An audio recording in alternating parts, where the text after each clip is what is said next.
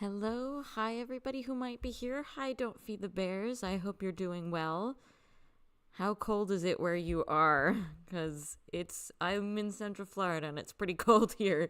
So I can just imagine it's pretty cold everywhere else, especially here in North America. I don't know, to like my viewers in Europe and overseas, if you guys are also experiencing really bitterly cold temperatures, but we're in a bit of a deep freeze here in North America. But how are you? I hope you all are having a good week. Hello, Hitchhiker Hobbit. Hello, Metaloop. Good to see you both. Hi, AK. Thanks for being here. How are you all doing? How have you been?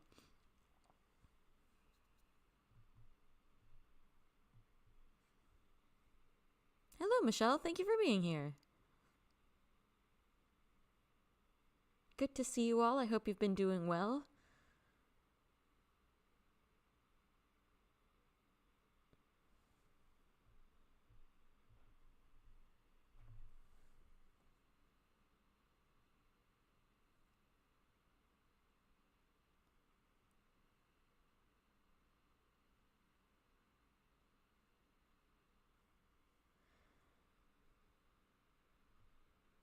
I'm very glad you all are here today.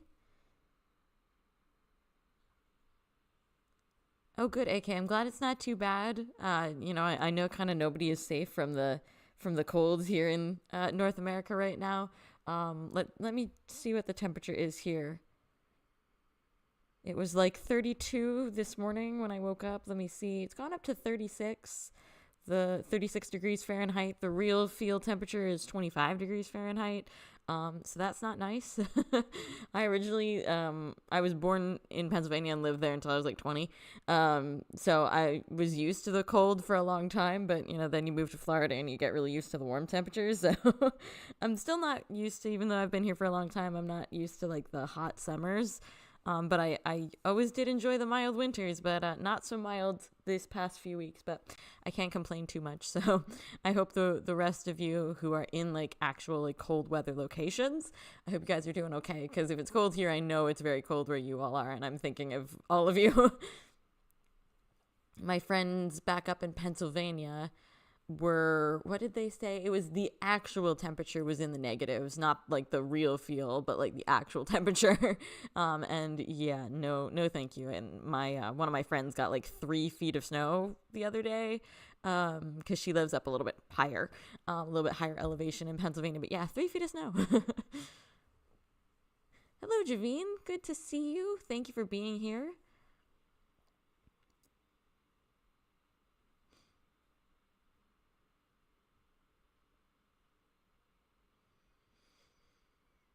We'll get started in just a few minutes. I decided to make this more of a casual live stream today.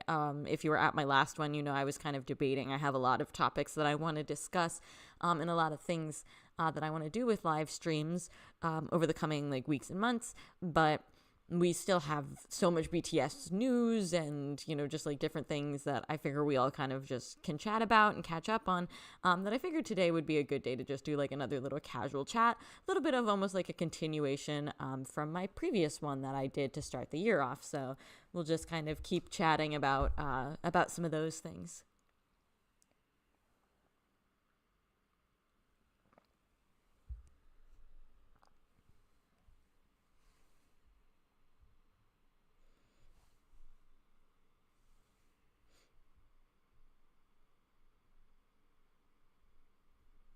While we wait just to see if anybody else does trickle in, I'll go over just like my little basic housekeeping with everybody.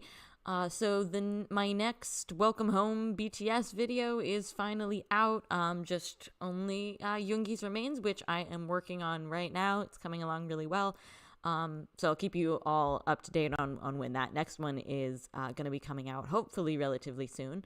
I think my next live stream tentatively is going to be February 15th, another Sunday, so in 2 weeks.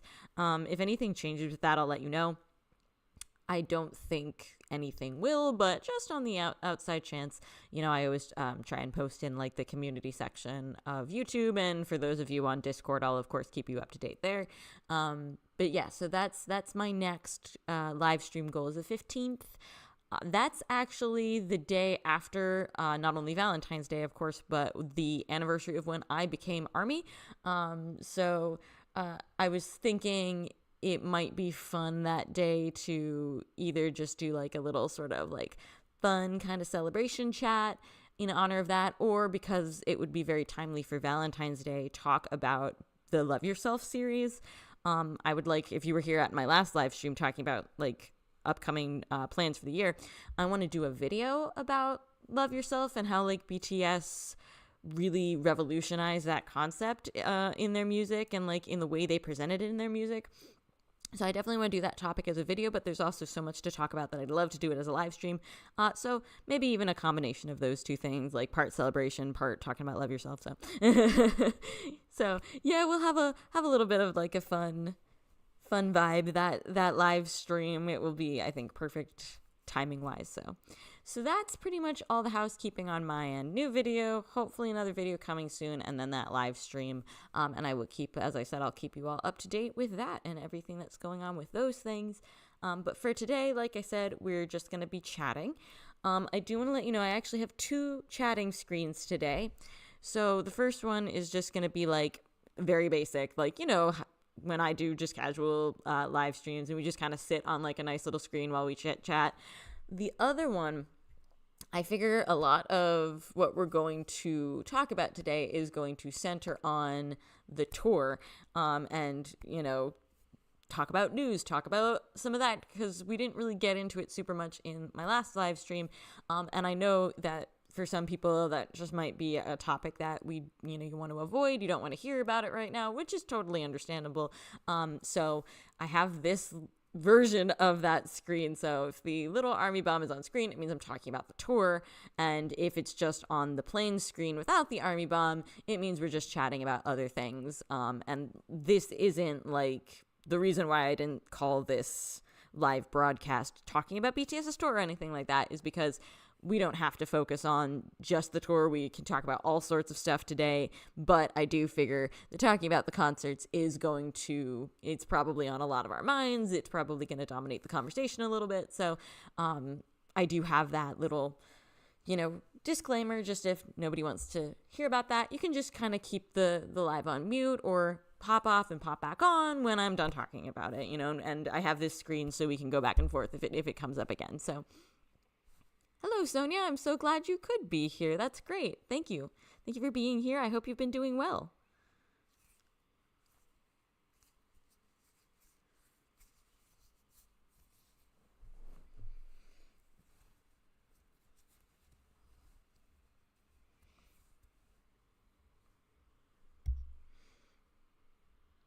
I know that for those of you who are on my Discord server, we have probably already had a lot of these conversations about like the tour and things like that. But for anybody, I wanted to also have it as a conversational option for those of you who aren't on Discord. So, we can all have that chat together and, kind of like have that reach a wider audience, as it were, because we're like a much smaller community on Discord, slightly larger community here, and then of course these always go up on the channel so people can watch them afterwards. So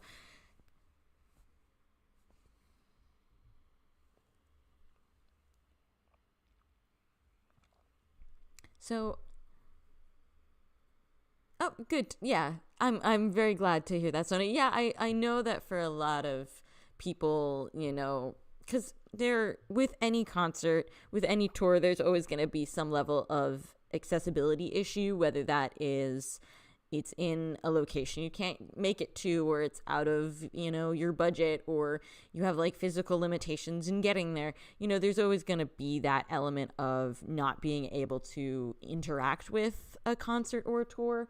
And I definitely think that should be like respected and honored as well. So I just definitely did want to give that disclaimer as well. Just, and make it so that the entire live isn't going to be specifically talking about that. But, since we probably will venture into those territories, since we're not actually talking about it just yet, I'll put it back on the regular screen. Hello, Joanna. I'm glad you could be here. I hope you have been having a good week so far.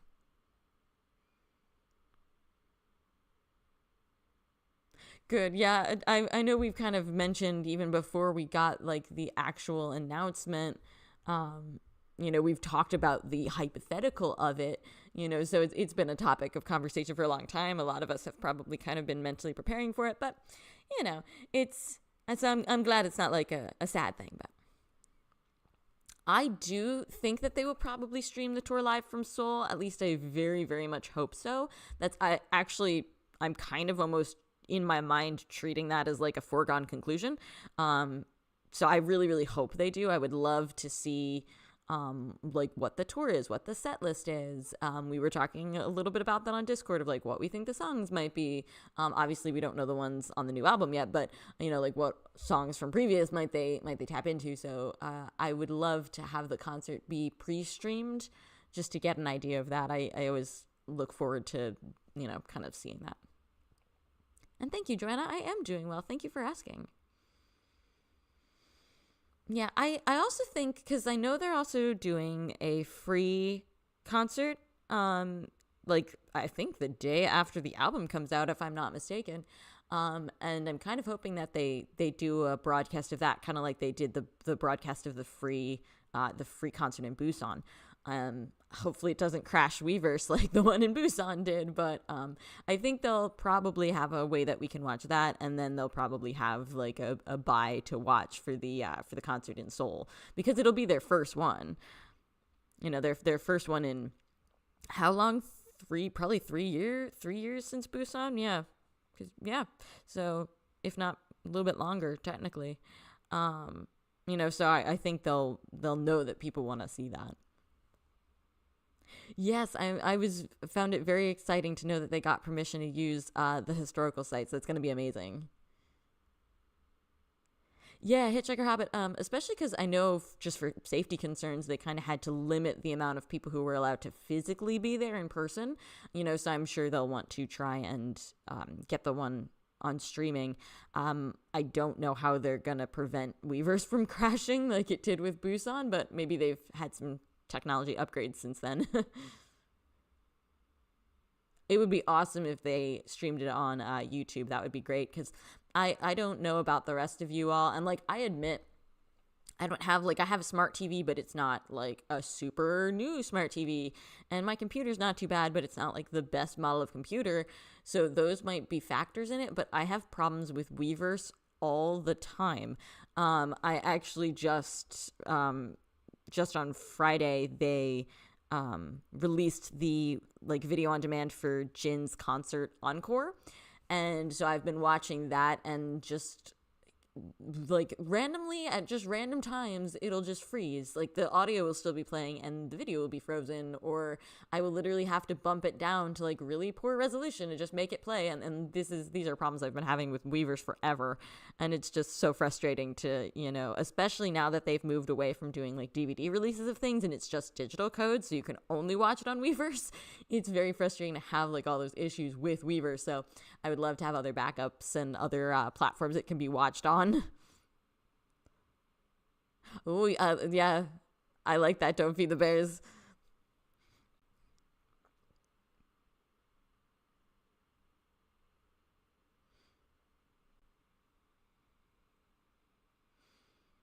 But yes, so that's my hope. I don't think they would probably do any other streams of concerts other than probably Japan. Yeah, me too, Sonia. I can cast an anything that's on BTS's YouTube channel. I can easily cast to my TV, and it's fine, and it plays great, and I have no issues with it. And then Weverse, and yeah, Joanna, me too. Run BTS episodes, In the Soup, Bon Voyage. I've always had problems. I used to have so many problems with In the Soup when In the Soup first came out, that it was horrible. There's sometimes where because I even bought something where I could pull up the Weverse app, and it was actually even more terrible than just using my computer and an HDMI cable. And I'm just every platform that I use Weverse on is so bad. I don't know, like I said, if that's the case for if you have a more up-to-date smart TV that has the Weverse app kind of as one of the apps you can download. I don't know, because I did a friend of mine was able to use the Weverse app really easily on her smart TV. And I'm like, wow, how do I get that? How do I get that energy? Yeah, okay, that's actually something that we were talking about a little bit on Discord the other day as well, like what the dream set list would be for the concerts. And so I've been thinking about it a lot since we were having the conversation the other day. I think for me, I almost have to separate in my mind like the difference between dream set list and the set list that I think will happen, because I don't know, my dream, you all know that I love Map of the Soul, and like I always feel very sad that a lot of the Map of the Soul songs couldn't be performed. So like my dream set list would probably be like very heavily Map of the Soul based. I'm not gonna lie, and I know that they would probably want to kind of diversify a little bit. I was even thinking, because as we learn more about Arirang and like the new concept for that, there's definitely an energy there of kind of like a hero's journey almost. Like journeying is very much a big theme in that kind of like the folk song, at least, that the album is drawing inspiration from. And so like part of me is almost wondering, like, are we going to get like a little bit of like a hero's journey theme, as like the way they plan this set list? Is it going to be a bit more focused because it'll have an album attached to it? It won't be like kind of like PTD. The PTD concerts didn't really have anything that they were attached to. So that'll be really interesting to figure out too. Is it going to just be album focused with a couple of other songs thrown in, or is it going to be more of a grab bag? Hello, Bomac. It's good to see you. I'm glad you could make it. Thanks for being here.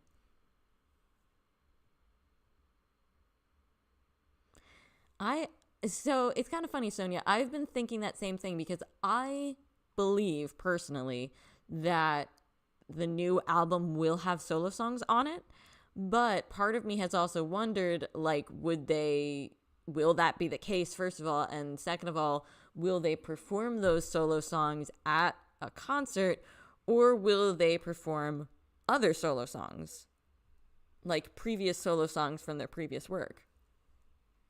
Because I was almost thinking when Proof came out, and they each kind of picked a song that they wanted to have on there, I kind of thought, wouldn't it be interesting if like they performed those solo songs that they picked? Or again, being a Map of the Soul girl, I really wish that they would, perform the songs that they didn't get to perform, there. But I don't know, they probably want to move on from those songs, but I think it's very sad that we didn't ever really get to see those songs performed other than in the live stream Map of the Soul concert that they did in 2020. But it's very sad. I would love to see those songs performed in person. They were all so incredible. Ooh, that's an interesting idea too, Javine, like an arrangement of like performing the solo songs together. That would be really cool. Like almost like a medley. That would actually be a really interesting way to do it.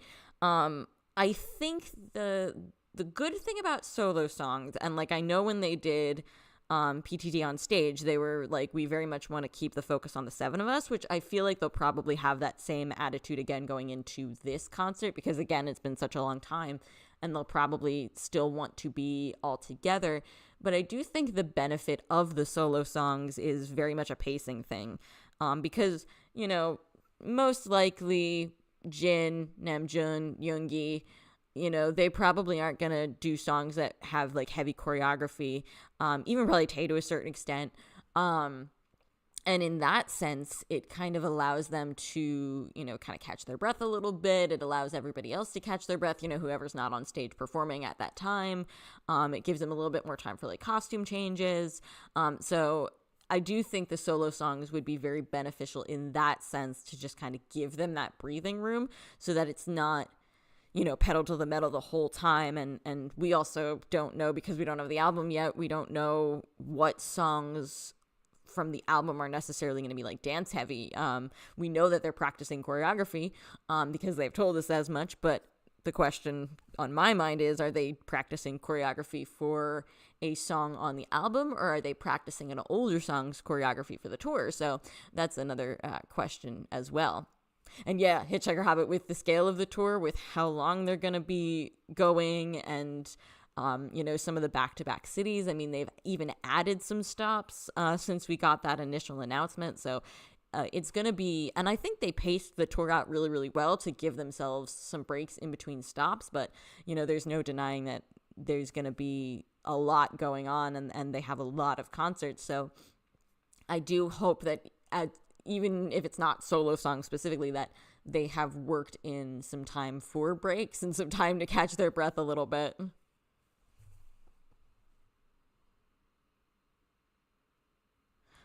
For performance songs, that's interesting. So I wonder what that means. Like, I wonder how they define that, because there could be, I'm just going to use like On and Black Swan, for instance. Those are both songs that had choreography, and the boys have talked about how like Black Swan's choreography was even quite, intense, because there's a lot of movement and things to that, but it's not quite as intense as On would be, so it's just like, do they have like maybe a really intense performance song and then like a couple that are still like dancing but not quite as intense in the dancing?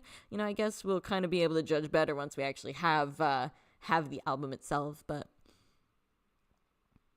yeah, both AK and Javine also mentioning like kind of if they did some more like instruments or acoustic, that would be very, very cool, especially since we know that many of them either do play instruments or have been learning.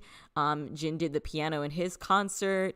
Yoongi did, I think, both the guitar and the piano. And so it's certainly possible, and that would actually be very cool.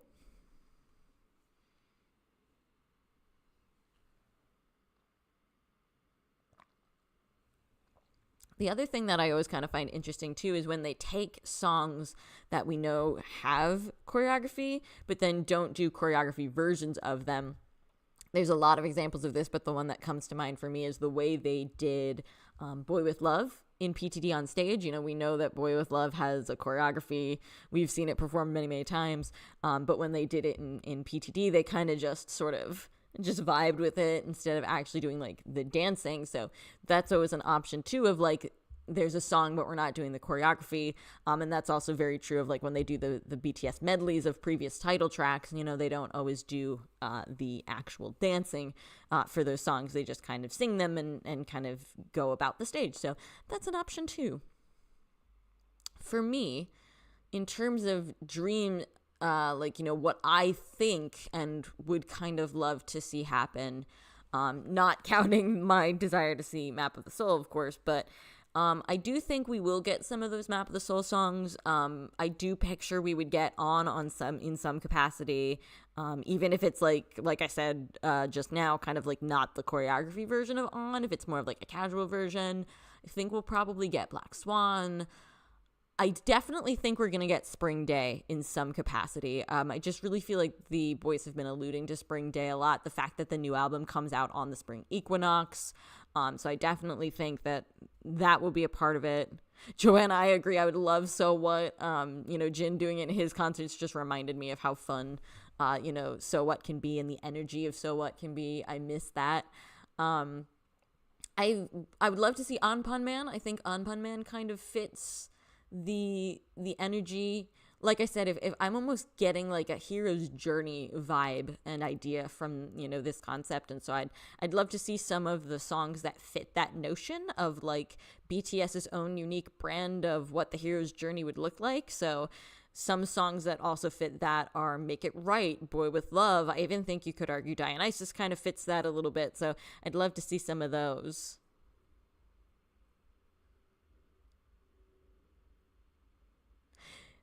Hey, D-Style, it's good to see you. Yeah, I definitely think that they could embrace some of the energy of Yet to Come. And, like, I think what was cool with Yet to Come Busan was, they did have some really intense choreography moments. Like, I mean, they opened with Mic Drop and Run BTS.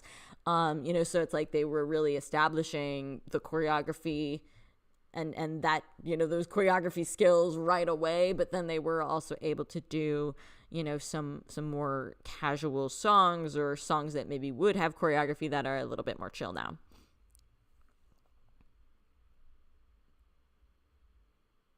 Yeah, AK, you're right. And I also think that just if they would go really heavily choreography, they also do run the risk of injuring themselves more.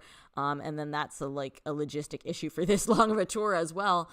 Because at least with like the PTD concerts, there was a lot of choreography in the PTD concerts, but they were just like 4 tours here in LA, 2 or 3 tours in Vegas, and it was done.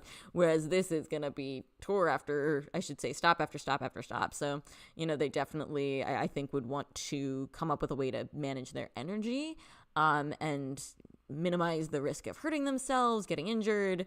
So we know BTS, we know that whatever they do is going to be high energy, even if it's not super dance heavy, which is another thing that I've really loved about like the non-dancer solo concerts that we've been getting. Because like, of course, obviously when J-Hope is on stage, there's going to be dancing, but the non-dancer solo concerts, there's still an incredible energy to those shows, even without there being any dancing. So it's really interesting to see how they are able to do that.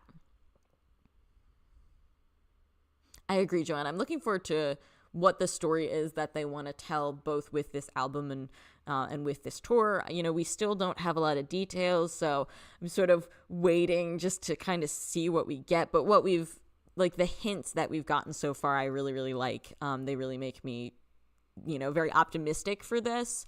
And just, I like what I'm seeing so far.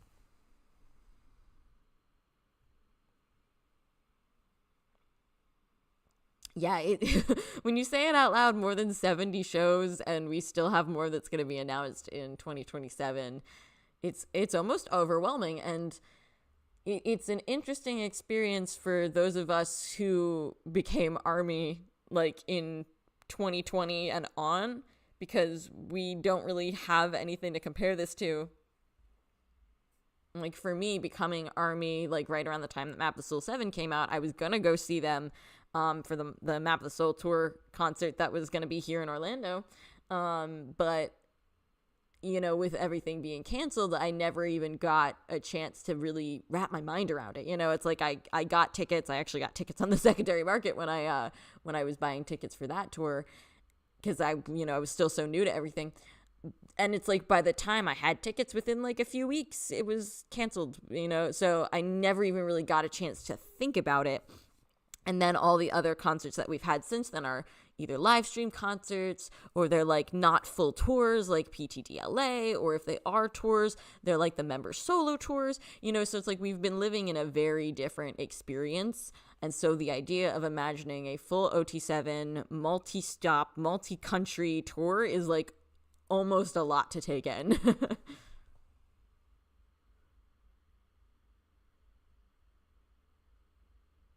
Yes, I agree, AK.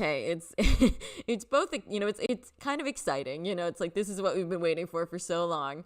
And I'm grateful, at least, if nothing else, that they've given us a little bit of a break, because I don't know about the rest of you all, but the day that they said, oh, hey, the world tour announcement is going to be dropping, I was expecting that was going to be dates, locations, and venues. I wasn't expecting that it was going to be dates, locations, venues, and oh, by the way, tickets go on sale next week. And like, so that was a little bit overwhelming. Ticket purchasing day was overwhelming. So I'm grateful, if nothing else, that we have a little bit of a lull in the action right now, because man, we were getting a lot of stuff there for a while, and it was a little bit overwhelming.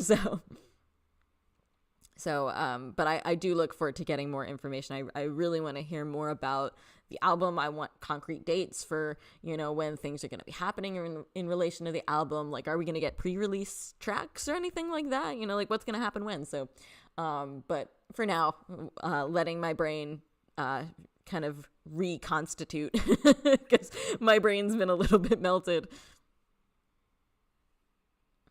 Yeah. Oh gosh, the ticketing experience. So, if any of you who are on my Discord server, you do know this already, but for those of you who aren't, I was able to get tickets. I got tickets for the first day in Tampa. My goal was to get both days in Tampa, but that did not happen, because holy moly, ticketing was absolutely crazy. But I was able to get a day in Arlington, Texas. where I actually managed to get floor seats. So I'm up pretty high in Tampa. I'm in the 200 section, which I wasn't thrilled about, but floor seats in Texas. So that is really exciting. I have never done floor seats. The closest I came was I was in the 100 section when I saw Jin, which was already really great, but still like kind of far away. And so now to be doing floor seats is quite overwhelming. I'm also very short, so I don't know if I'm going to be able to see much on the floor. Maybe I'll just put lifts in my shoes. I don't know, but I'm very excited. So, and it's gonna be a really fun experience, really interesting experience. It's gonna be me, my mom, of course, and then my dad also wanted to come. So it's gonna be a family affair as we go see BTS. So it's gonna be a blast.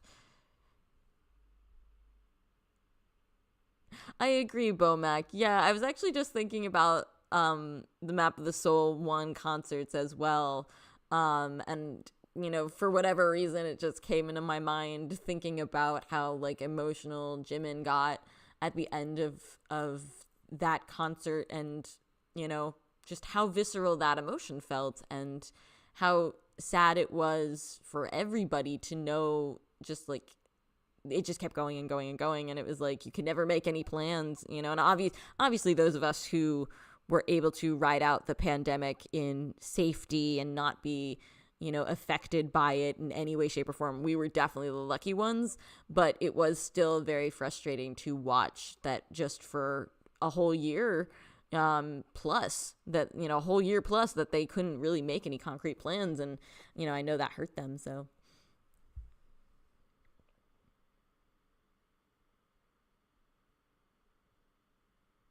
that's very true, Javine. Yeah, it was. And I do feel like at least the quick turnaround on getting tickets, I think it kept me from like panicking too much. You know, like I had to really keep my eyes on the prize, and just like plan it out and not just like let it ride. So, yes, Bomac, I think I need to wear high platform shoes because I'm 5 feet tall. So I'm or take something that I can stand on. I don't know.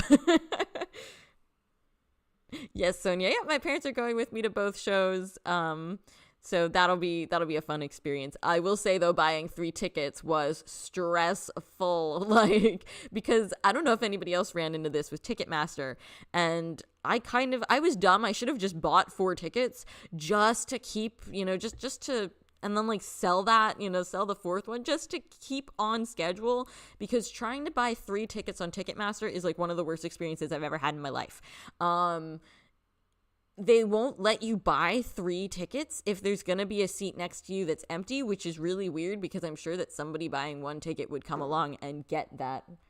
I don't know what just hit my window, but, you know, like, I'm sure there are plenty of armies who were just buying one thing and they would be more than happy to just take a 1 seat next to my 3s, but Ticketmaster won't let you do them.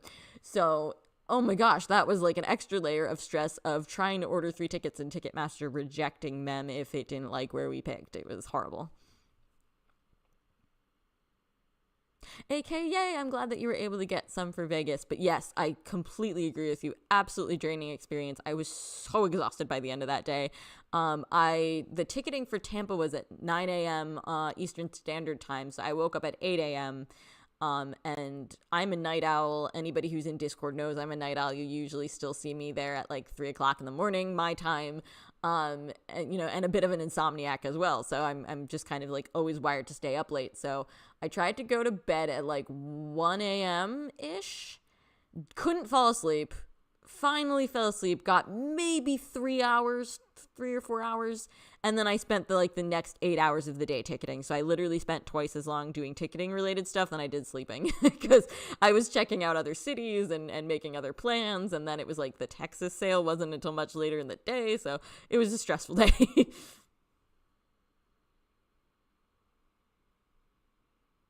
Oh, that, yeah, T-Style, I think that this is going to be the concert to take people to. I think this will make anybody an army. But yeah, so I'm a little bit nervous about the floor seats, just for the fact of like, will I be able to see anything? Luckily, I did purchase. I'm not like in the front row of the section that I purchased in, but I am kind of like I'm going to make up a number because I don't remember it. Actually, I think my mom was actually the one who was able to get those tickets because we each had a tab up and she got in so fast. I don't know how she did it, but she sent me that email. So what does it say? Where am I?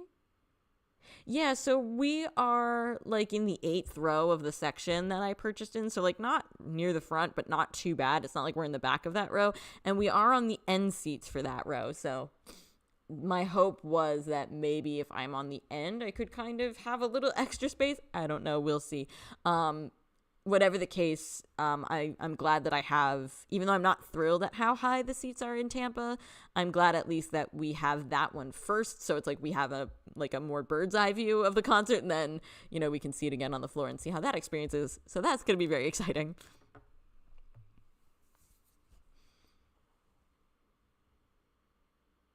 Oh, good, Joanna. I'm glad you were able to get a nice seat in London. That's great. And thank you. I'm excited. I'm nervous. It's going to be quite an experience, but I'm really looking forward to it.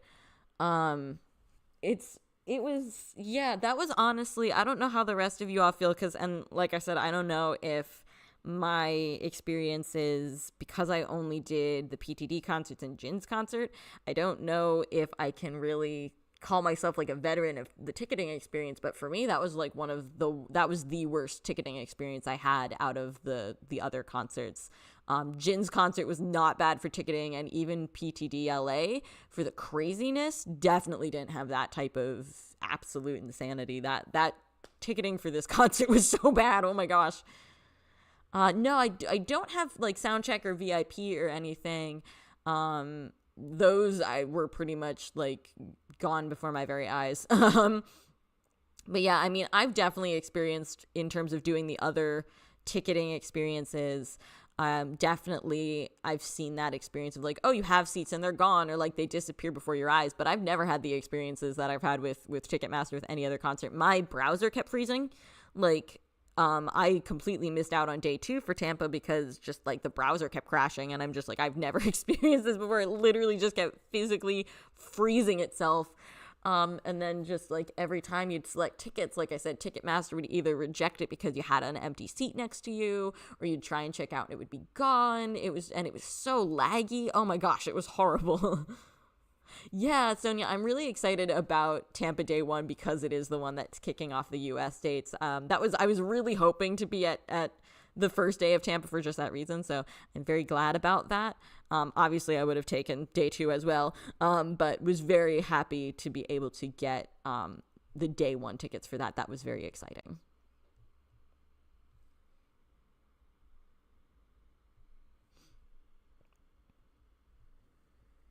Oh, good, Bomac. I'm glad you were able to get tickets.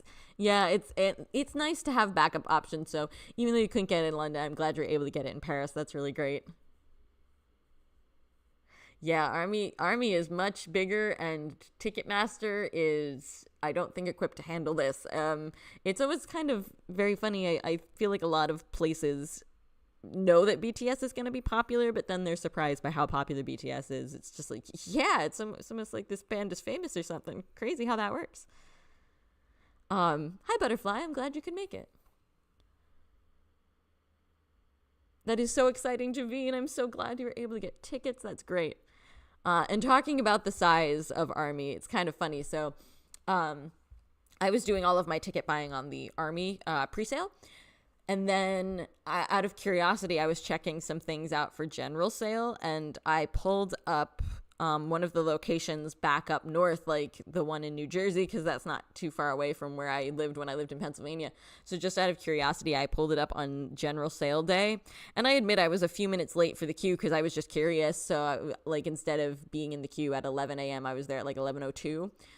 I was 400,000th in the queue. Like 400,000 people were in front of me. I was shook. Like, I mean, I knew it was crazy. I had been hearing stories about people saying it was crazy, but to actually see the number 400,000 up there, I was like, oh my goodness. And that was for general sale. So it was just like, that things were already well sold out, but holy moly, like I was overwhelmed. So yeah, it's a lot. Yeah, AK, I had the exact same experience with the Tampa shows because, like, I know, of course, that Jin came to Tampa for his concerts, and did pretty well here. And, like, that was very exciting. But I was thinking, oh, well, of course, like, when Jin only did a couple locations in the US, same thing with PTD on stage, there was only a few. Like, of course the demand is so high because everybody's just coming to one location. But I'm thinking, like, if there's locations all across North America, it won't be as bad. But yeah, it was way worse.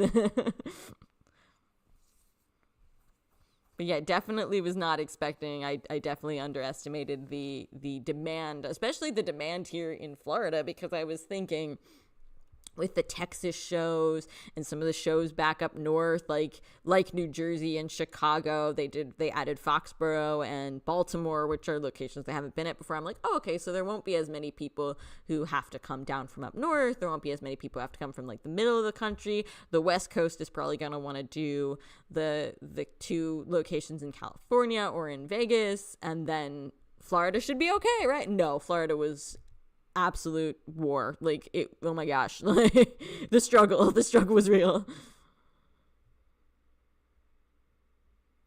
Oh my gosh, yeah, Hitchhiker Hobbit, 401,000 for even just for the accessibility tickets. That's wild, just wild.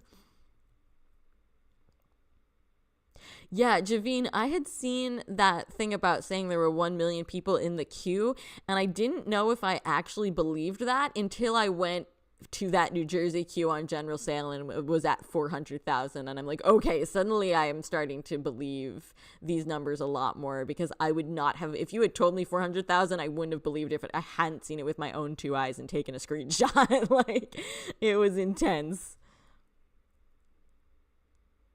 Oh my gosh, Bomac, yes. I had a massive headache as well. Like, I was part of that, I'm sure, was I was sleep deprived as heck, but yeah, after I got tickets for just like, I literally felt like I needed to lay down. I mean, and honestly, I don't know how the rest of you all feel, but like, maybe because we don't know anything about the new album yet, we haven't really seen anything for the tour in action. I think like once I start seeing things actually happening with the tour, it'll feel real. But like, it actually doesn't even feel real yet.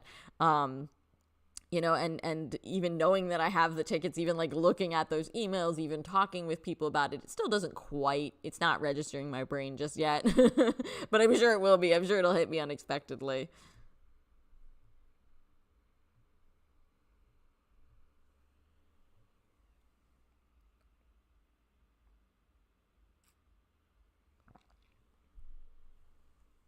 And then who knows where else they're going to go in 2027. I know they said dates in the Middle East, more dates in Japan, but they also said and more. So I don't know where else they're going to be adding, but it's wild. It's wild.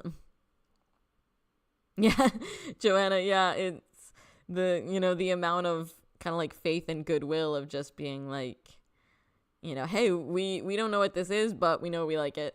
We know we're going to want to be a part of this. It's a testament to, BTS, and I think it's kind of amazing to know that they've been gone, even though we've had, solo work and stuff. They've been gone for so long. And yet there's still that implicit trust between BTS and ARMY. It was really cute that day seeing like, knowing ticketing was going on, and like I know J-Hope posted that day and was like, I'm so excited to see ARMY, and just like knowing that they were kind of watching and like they knew what was happening and were excited while we were nervous, we were in the trenches, but the boys were excited, and it's like that was really nice, and it just kind of made the experience even more special, like knowing how excited and happy the boys must be to know, hey, we're selling out venues and like people want to see us, and that makes me happy.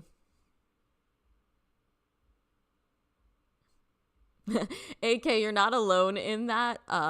We were actually talking about that on Discord. Somebody shared, was it, I forget now, was it Tableau who was analyzing it and was like analyzing the white albums, and then everybody was like, no, that's just because they're not showing concept art yet, and he was like, oh. And it's just like, I love that. We have so much faith in BTS that we're just like, yeah, cool, White Album. Yeah, that sounds fine. But yes, I'm excited to see. They actually did this when I was on my last live stream, because I remember we were talking about it like real time when it was happening. That website that they released for the tour dates and the album stuff, they changed the cover there. And so it's like, I don't know if that's just more of like a promo cover or if that's actually going to be the cover of the album. So that's kind of interesting, and that's fun too, because you can click on that on the website and hear their voices and hear their special messages. So, and Butterfly Young, I agree, we just know that BTS will be there, and that's it. That's all we know about the tour, and that's more than enough for us.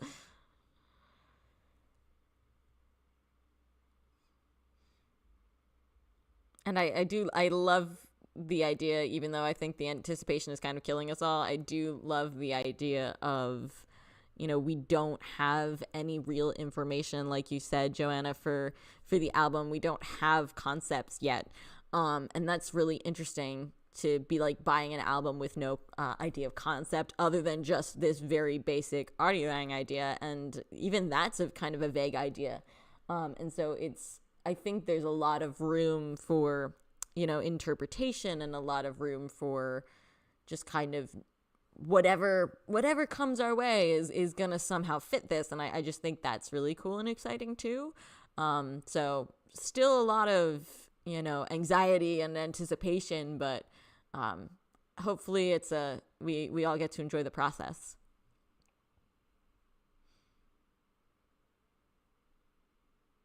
And hopefully we get more information soon. Now that the ticketing wars are done and the dust can clear and we can all see what's in store for us, I'm very excited to get more info. And even so, too, this is kind of one of the first album comebacks that I've really been a part of as well. Kind of like we were talking before about, like, the difference of previous tour experiences. This is the first OT7 album comeback I'm really a part of, other than B, which was kind of like a bit of a special thing because it was like their pandemic album, and so there wasn't like kind of the same energy around it. It was a bit different. And then of course when Proof came out, but again, with Proof being kind of like their anthology album, wasn't quite the same. I was ARMY by the time Map of the Soul 7 came out, so I got to experience some of their promos for that. Like, I got to see them on The Tonight Show, I got to see them when they did Carpool Karaoke with James Corden, but I wasn't there necessarily for, like, the actual album prep, because I just become ARMY, so this is going to be a bit of a new experience for me, too. Joanna, yeah, no, that is fair. And considering how they just like very quietly, released that little update of the album cover on that website, and all of their voice messages just kind of were like, here you go. It's never a bad idea to just double check. Bomac, yes, I'm very excited too. It's going to be great. I'm really looking forward to being able to talk about everything with all of you here and theorize about it. And I'm very excited for that because in a way that'll also kind of be unique for my channel too. So I'm looking forward to how to handle like a new BTS release, and that's going to be something very different too. So really excited for that. And yes, Javine, there's going to be a lot of freebies to prepare for concerts. I've never done freebies before, but I would like to. It was something that my mom and I regretted not doing when we went to see Jin. We're like, darn, we should have prepared something. And this time we definitely want to, so that'll be fun. I can't wait to confuse my dad with all of the rituals of a BTS concert, of the handing out of freebies and the distributing of signs and things. He's gonna be like, what even is happening?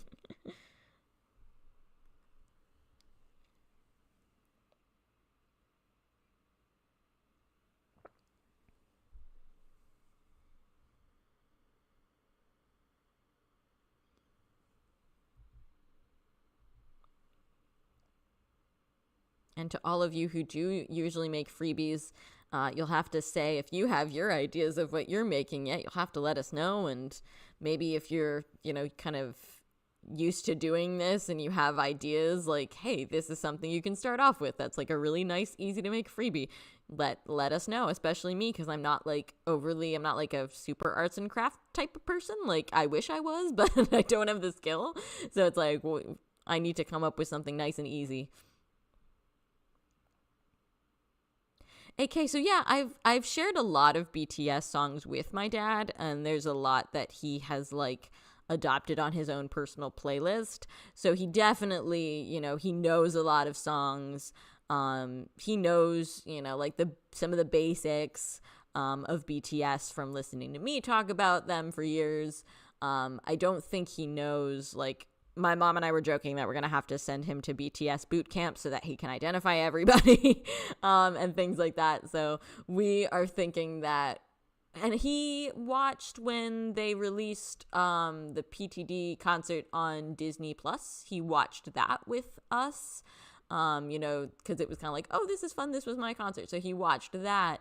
But I would definitely like to sit him down and either have him watch another concert, like, one of the concerts that I own, maybe like Rose Bowl or something, which is on Memories of 2019, and so he can get a feel for a BTS concert like that. Or I might sit him down and have him watch the Rise of Bangtan series so he can really understand BTS.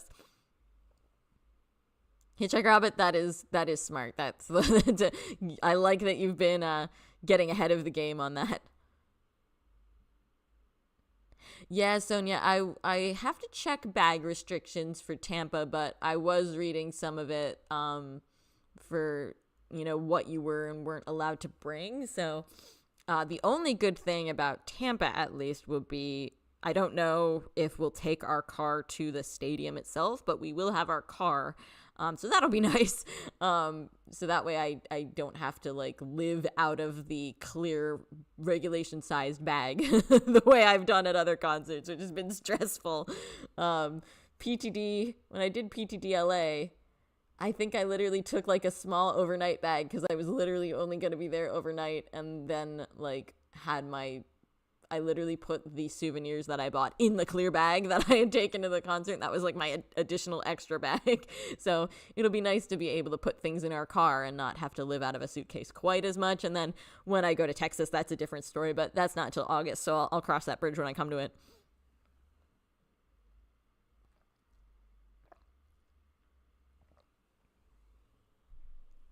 But yeah, stickers would be a really nice freebie. Um, I need to go to like my local craft store and see what things they have to get an idea of like what's possible to do. And I thought it would be kind of nice to also include like a little business card or something with the channel, so that if there's any other ARMY theorists there who would really love to talk about BTS theories, they can find us. So that would be really fun too. I know a lot of people, when they do freebies and things, they'll like include their Instagram accounts and things like that. But I don't really have a lot of other social media, so it's like I could promote the channel instead, and that would be kind of nice.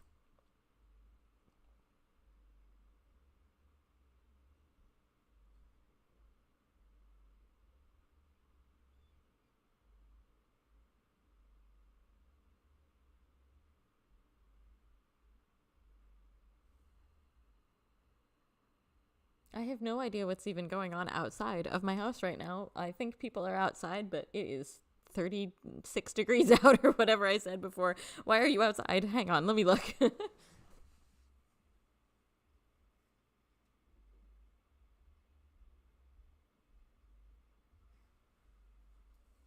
have no idea. They might be in their next door yard, which is just, I can assure you I would not be outside if I didn't have to be. It's very, very, very chilly, and at least the sun's out today, which is better than yesterday, so it's a little bit warmer, I'm sure. Yesterday was windy, and it was not fun at all, so I'm glad to be spending my Sunday inside with all of you instead of out there, for sure.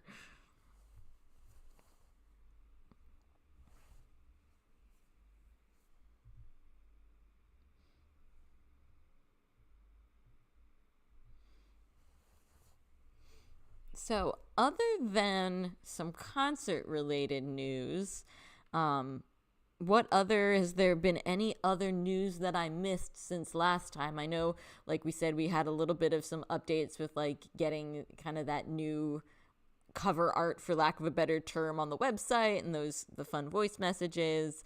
We've had some other things like, other messages from the members and things like that.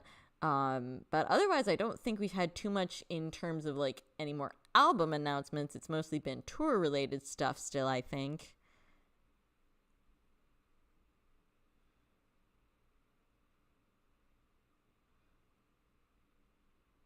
Oh, geez, out. That is nice. At least I'm glad that you're not feeling the chill quite as much.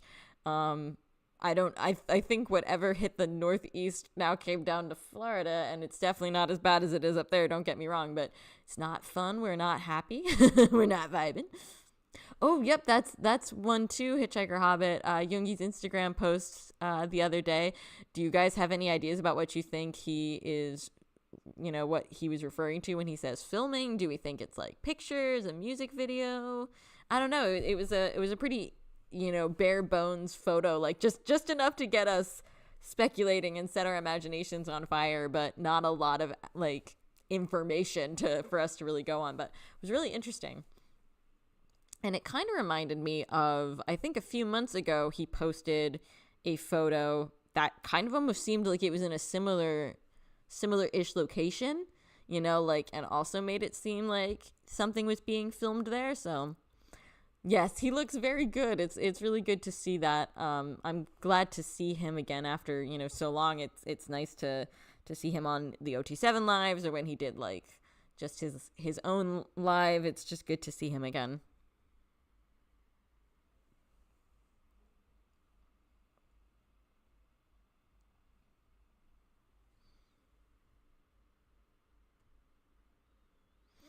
The thing that I found kind of interesting about just some of that almost looks very August D-esque, like just, or it reminded me a little bit of Mic Drop. So it's kind of like interesting to think about like, what kind of energy are we getting from that? Because it really just really reminds me of the video for Mic Drop. Very, right, Butterfly? Yeah, very August decoded. I'm like, ooh, that's interesting. Whatever it is, I'm here for it. I love the look.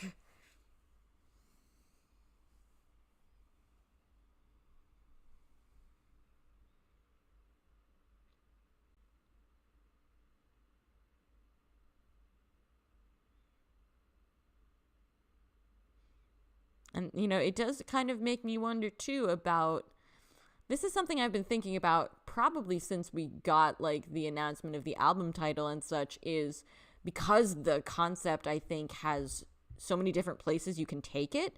I'm really curious about, is there going to be one sort of unified tone for the album, or is it going to be a lot of different tones coming together?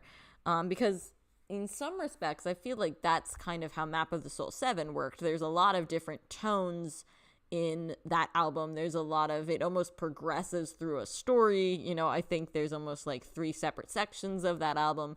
And I kind of wonder if the same thing is going to be true of this album. Are we going to have everybody kind of bringing a unique flavor to it? And everybody giving sort of their own interpretations of the concepts that can be found within the idea of Arirang.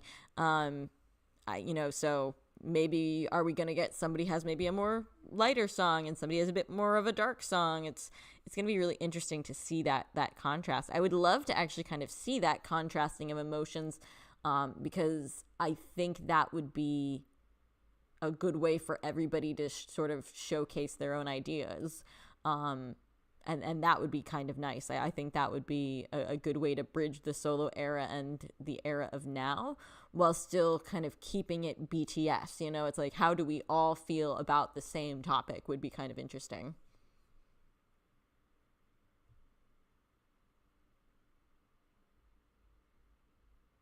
And I know we did talk about the album a bit in my last live stream, but if you had any other ideas that you were thinking about the album that maybe we haven't discussed, yet, either today or in the previous one, or anything you've been thinking about. I'd love to hear all of your thoughts as well. Yeah, exactly, Joanna. You can definitely, in my opinion at least, you can definitely feel, if you look at the album, that there was supposed to be, this is the persona section, this is the shadow section, and this is the ego section. And I think that their songs are well crafted for that. And then if you put, whenever I think about Map of the Soul, I know that they didn't put 2 songs from Persona onto Map of the Soul 7, but I always tend to think of Mott's Persona, Mott 7, everything all together, and you can really get that idea and that flow when you look at it like that.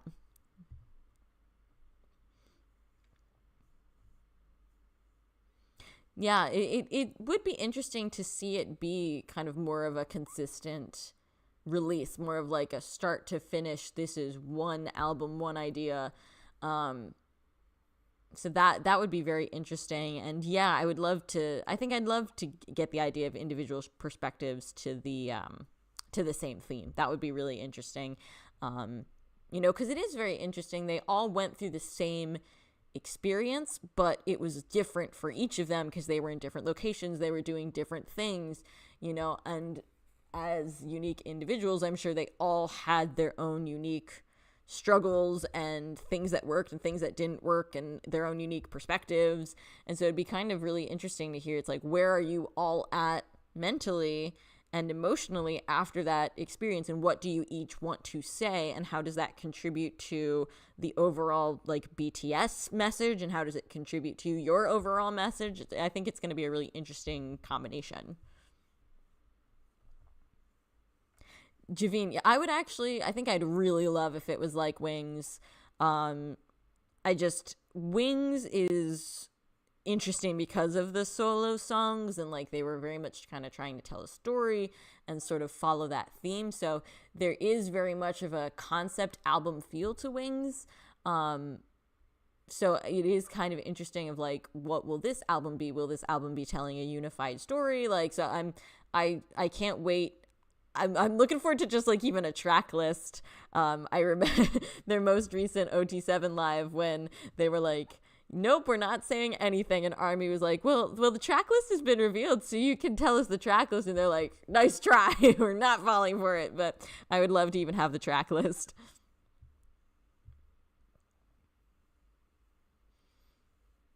Yes, I'm excited for that too. It's really nice to see everybody being involved like that, and that's something that I really loved for Map of the Soul as well. When you hear how involved they were in either writing lyrics or like giving opinions on lyrics or saying, this is what I want the song to be like. I want it to communicate this story or this vibe, and I like seeing everybody be involved in the work like that. That's really exciting.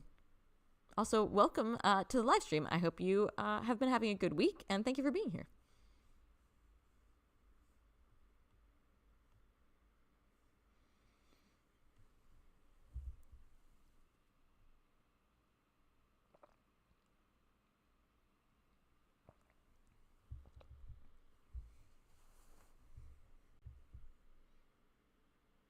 Yes, yeah, Javine, I agree. And especially with the tour, I do think we're going to have an Arirang era, the way we had the Wings era or the Map of the Soul era. And I just think, for me, a lot of times, the way I kind of define an era of BTS is not even necessarily bound up in the albums that are released or the songs that are released, but more like, what is the flavor of that period of time? And so I definitely think, that's part of why, like, when I look at their early work, I call it the school era, and that in my mind encompasses everything from their debut to Dark and Wild coming out, because it's a flavor of, or a brand, for lack of a better term, like, what is the brand of their music at that time period? And I definitely think that the idea of Arirang and the album and the tour and everything associated with it is going to have its own very unique flavor and brand. Butterfly Young, yeah, like, I didn't even know how to process that. 100 songs, and that they even kind of said that maybe some songs will end up on people's individual work, which is always like a really fun thought as well of just like I kind of wonder like will they keep releasing albums or will they go back to releasing mixtapes? So it's like that's kind of interesting too, but I love the idea of, you know, maybe there's still very personal work there. That's really cool too.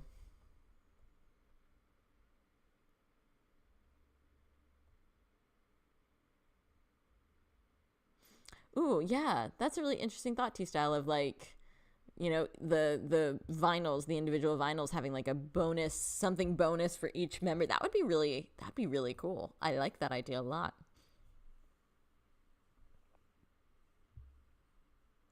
I don't know if we would ever get a chance to see it, but I know that like in some of the members like documentaries and docuseries, like, you know, like when Yoongi did Road to D-Day or things like that, he included some behind the scenes stuff of how he made certain songs. Like for instance, we all know that he was working on music in the soup, but then we got to see that was amygdala, that what he was working on turned out to be amygdala. And I would kind of love to see snippets from that song camp that they all did when they were in California together. But I don't know if we'll ever see that. I'm sure that was in, you know, there were a lot of very private conversations happening. There were probably a lot of very emotional conversations happening. So I definitely don't want to see like the things that are private to them that only they should be able to share with one another. But if there's anything that was filmed in terms of just like the actual process of working on a song and discussing themes, I would love to see those things.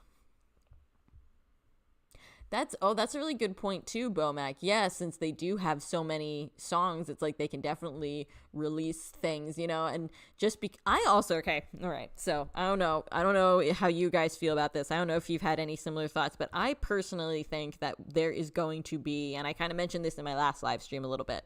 I kind of think there's going to be another album that comes out in between the first leg of the tour when, and maybe leg isn't the right word, but like this first set of announced dates that we're getting, I should say, and then what they said is going to be, you know, has not yet been revealed for 2027. So it's like we have concert dates up through the beginning of 2027, and then they said, oh, there's going to be more announced. And my brain, when I saw that, my brain immediately jumped back to the Love Yourself concerts and how there was all of those Love Yourself dates, and then Map of the Soul Persona came out, and then they did the Love Yourself Speak Yourself extension with the Persona songs in there, and then they kind of changed up some of the solo song stages.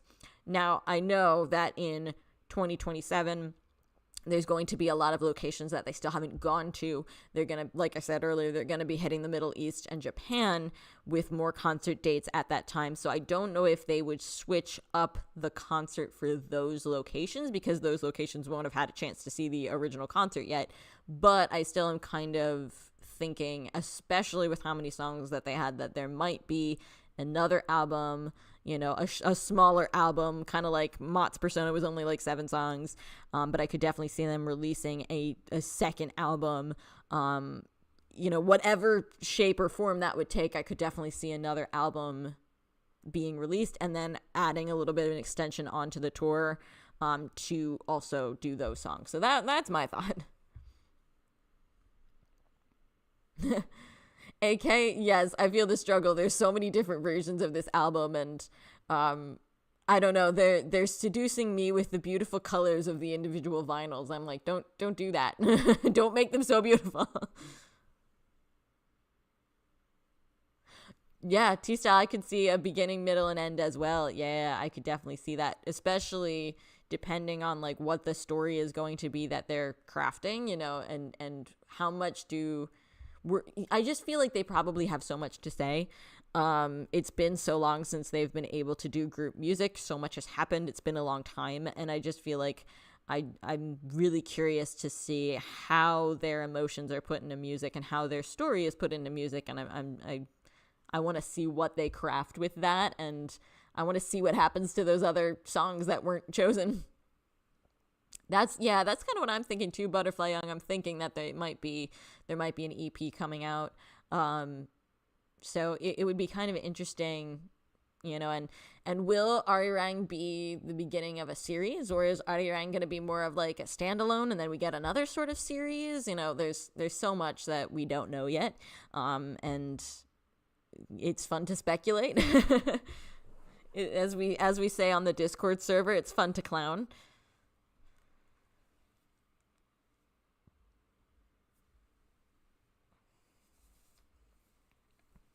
I'm also very curious too, because I really feel like the idea and the concept, as far as I've learned about it in watching other people's videos, the idea of arirang is it very much describes what I imagine they're going through, and it's like such a big, undefinable, emotion.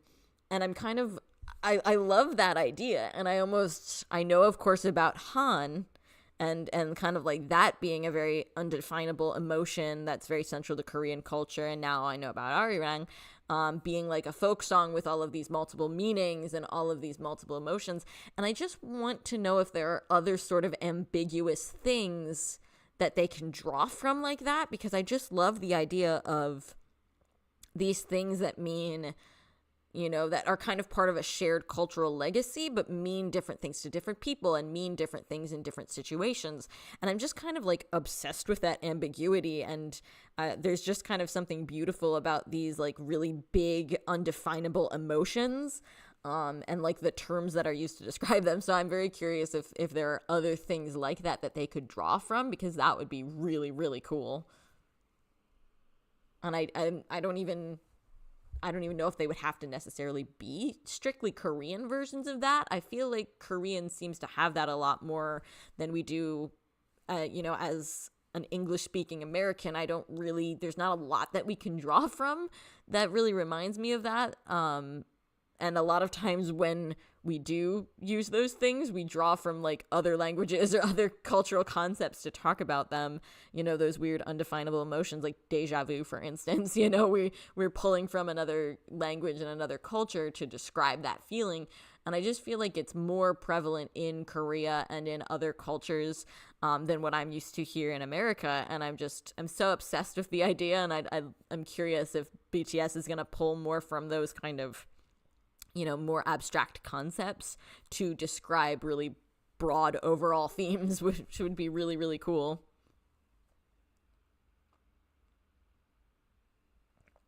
And that also kind of leads to questions about like whatever their track is going to be, that's going to be like their main track, and whatever videos they'll be doing, what are they going to draw from for those? Bomac, I agree. I do think we'll get some sort of fan song.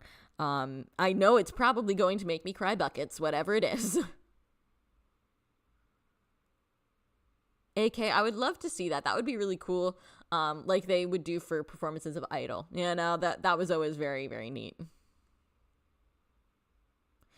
Ebony, yeah, I think so. I think there will be solo stages during the concert. We were talking about that a little bit earlier and kind of speculating, like, would they do individual solo songs?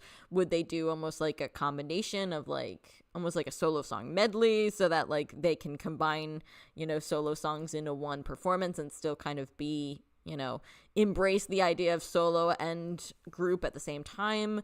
I do think that solo songs would be a good idea to help them kind of pace out the tour a bit. So we'll see. But I immediately, when I saw the album was going to be 14 tracks, my mind did go to solo songs. But there's so much that they probably individually need to say and need to say as a group that I don't know how they managed to whittle it down to 14 songs. That's a marvel. I agree. Yeah, I agree, Sonia. I think one of the things that excited me the most about this album was how often I'm hearing both the boys themselves and like other people in the know saying this album is very BTS, because, that's just what I want. That's what I need in my life. AK, yeah, that's a good question. It's hard to say, because I know that Jin's concert was about 2 hours, but Jin's not going to necessarily be drawing from as many songs as the whole group. Like any individual's not going to have as many songs as, all of BTS, where you could, I think, literally put on a BTS OT7 playlist and let it run for like, 18 hours straight. So that's a good question. I don't know if they'll try and keep it at like 2.5 hours. Probably I don't see them going over like 2.5. I know that like way back when the Wings concert was like 3.5 hours, but I don't think we're gonna get a 3.5 hour long concert, alas. Hitchhiker Hobbit, I love silly thoughts. Tell me all your silly thoughts.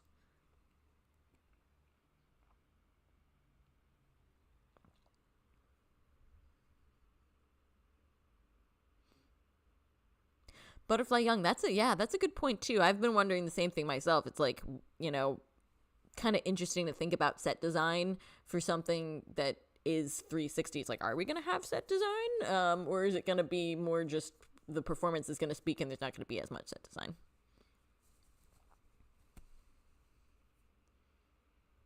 design? Hitchhiker Hobbit, I could honestly see that. It reminds me of the Magic Shot Muster when they did Dang and the vocal line did the rap. That would be a lot of fun. Maybe we can get some of the, oh no, never mind. We've already had that. I was going to say maybe we can have like a greatest hits of like the vocalists sing like a really well-known rap line song and the rappers sing a very well-known vocal line song. But then I had a flashback to when they did the karaoke booth for 2020 Festa, and the vocalists just kept wanting to sing Ugh, and the rappers kept singing Truth Untold. So we already have that. But it would be a lot of fun. I would love to see it.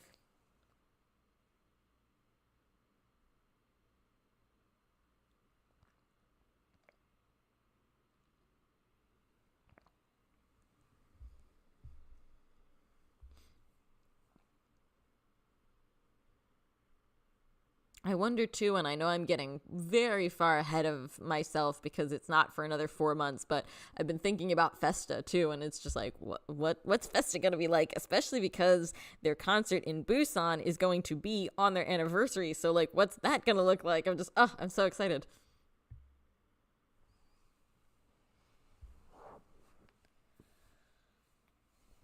Yeah, that's the other question too, is just like, are we gonna get subunit songs?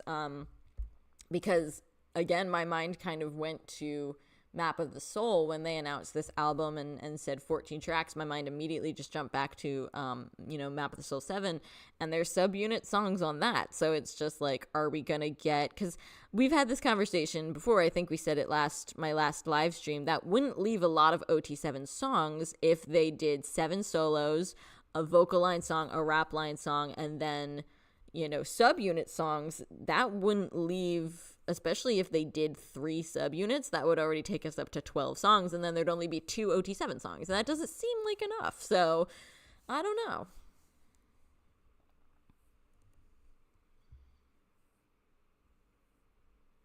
Hitchhiker Rabbit, that would be so funny. The rap line song being a ballad and the vocal line song being like a heavy hip hop track. I would be there for it.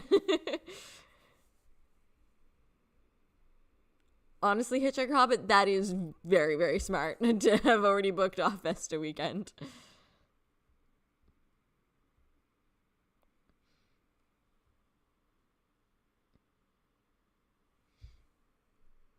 Luckily, their actual anniversary, 6/13, here at least, is already one of my regular days off at work. But I know because of Korea time, I might be working the day before, but we'll see. I might have to take off some time too.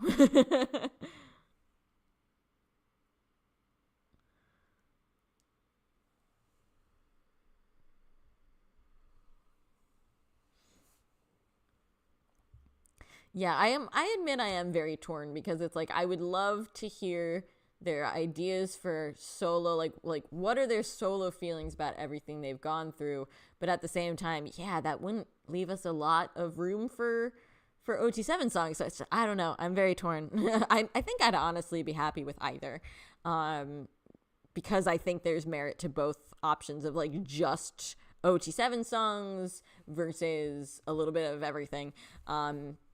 Especially if they do release another album at some point down the line, that might also affect what they do on this one. So I don't know. We'll see. I think there's so many different possibilities.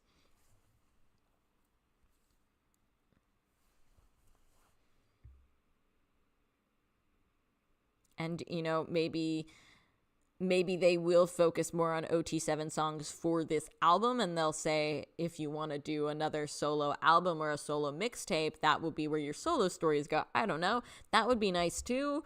But, I would also kind of like to see, going back to albums like Wings or Map of the Soul 7, I do like the way the solo songs contribute to the themes of those albums, so it's like it would be very interesting. There's just something, and Love Yourself as well, especially with Love Yourself telling like that 4-part story, like the 4-part storytelling structure, and like everybody's kind of songs dovetailed off of each other, and like some of them fit in with the group songs, and just like the way the solo songs were crafted on the Love Yourself albums is just really, really fascinating to me. And the way the solo tracks kind of were very individual, but then also like uplifted the story of the album series is really cool. So I think they can do something, really fascinating with solo songs on this album as well that I'd kind of love to see. So I'm very torn. I don't know. I think anything would be cool. And, I'd love to see just... That's part of why I want a track list so bad, because I would love to get an idea of like what they're trying to communicate with this album. And, I think it would be fun to fuel some speculation with a set list, or a track list, but I don't think we're going to get one yet, much to my sadness. I can't wait until the day that we do, though. I agree, Javine. I think whatever they do, we're definitely in for a very good exploration of their thoughts and feelings. So that's what I want above all. And I want something we can sink our teeth into analysis wise, whether it's a song itself that has a lot of depth of meaning, or a music video that has a lot of images and symbolism, and just, I'm very much looking forward to being able to theorize on something. It would be a lot of fun. Because I love being able to go back in time and theorize on the things that we already have, but the idea of kind of theorizing on something fresh, that's new, and we're all theorizing on it together is very exciting.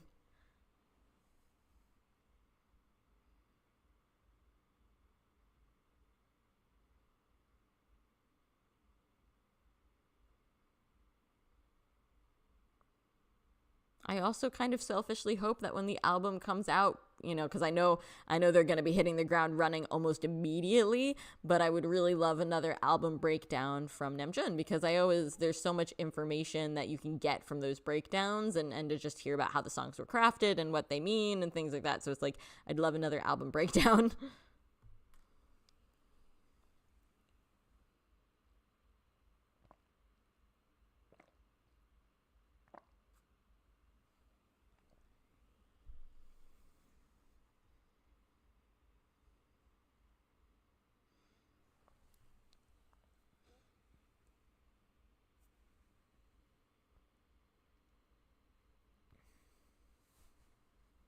I do wonder when we will get more information, though. I do wonder if they're going to kind of play it a little bit close to the vest, like up until the album is almost ready to come out, or if we'll start getting little dribs and drabs of info. So that's really interesting. Yeah, Sonia, I'm really excited to be able to unpack all of that. My personal plan for that is I would love to do a live stream before, like, maybe not right before the album comes out, but like kind of close-ish to when the album comes out, where we can kind of do all of our speculating. In my last live stream, I had mentioned doing like the bingo cards of, what we think is going to be present in the new album and the comeback, and it would be fun to kind of, everybody makes their bingo card, we put out our theories, we have fun kind of theorizing before the album comes out. And then after the album comes out, we can do another one where we see how correct were we, what was our batting average? Did anybody get bingo? Was anybody's theories, proved correct? And then we can analyze what we actually got versus what we are thinking about. So I think that would be really fun to be able to do like a pre-comeback thing and then a post-comeback thing.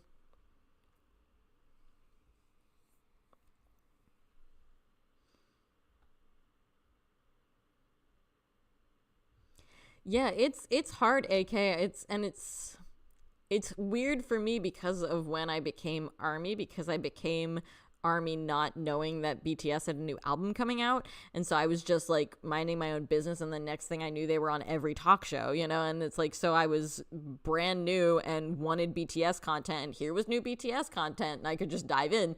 And so it's kind of unusual to be like waiting, you know, like sat and ready and waiting and not knowing when content is going to come out and being like, anything? Yeah, I think we're going to have a lot of fun with the idea of doing the bingo cards. I'm like really excited to see, you know, everybody, you know, what everybody's thoughts are. And even if we don't, you know, get bingo or, you know, even get anything on our cards, I think it'll be a lot of fun to see what everybody is thinking about. If anybody wasn't at my previous live stream, I had made like a little empty bingo card that I'm using. This is the template that I use to make mine. There's plenty that you can find online as well if you just like, you know, Google like bingo card template or something. But this is the one that I just made for myself. So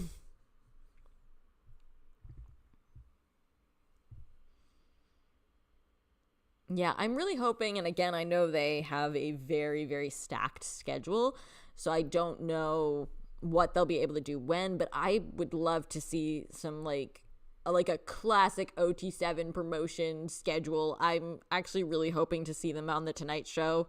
I don't know if that's possible with how, you know, their American schedule will be working out, but it would be so great to see them on the Tonight Show again. Seeing them doing the Tonight Show when they did the Subway interview around the time that Map of Soul 7 came out I watch that and it actually makes me like tear up with nostalgia. Like, you know, and then they've done other Tonight Show performances as a group remotely.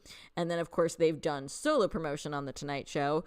But I would love to have an OT7 Tonight Show moment. Would just make me so happy. Because I just love seeing them with Jimmy Fallon. He's always so lovely to them. And I would just love to be able to see them back in the studio with him and having fun and, you know, the usual delightful chaos of an OT7 interview. I miss that. Like, I don't know if they're as chaotic as they were in years gone by anymore, of course, but I would still love to see the chaos of all 7 of them together trying to do an interview.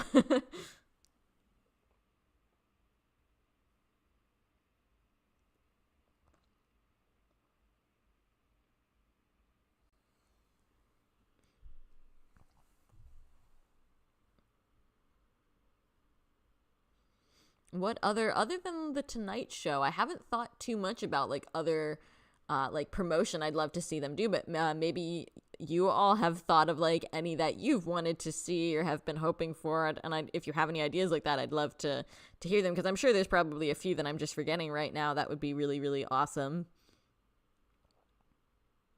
Right, Butterfly Young? I miss OT7 interviews. We need some good OT7 interviews.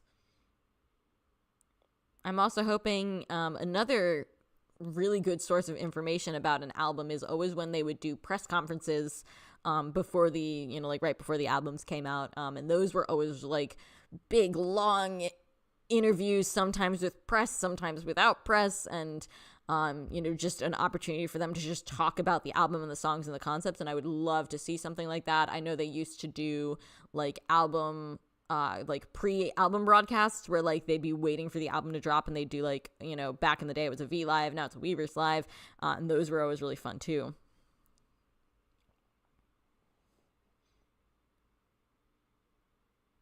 Yeah, I've wondered about that myself. It's like because they have a couple days built in here and there, it's like, would there be time for them to do certain press and interviews? Because that would be really fun.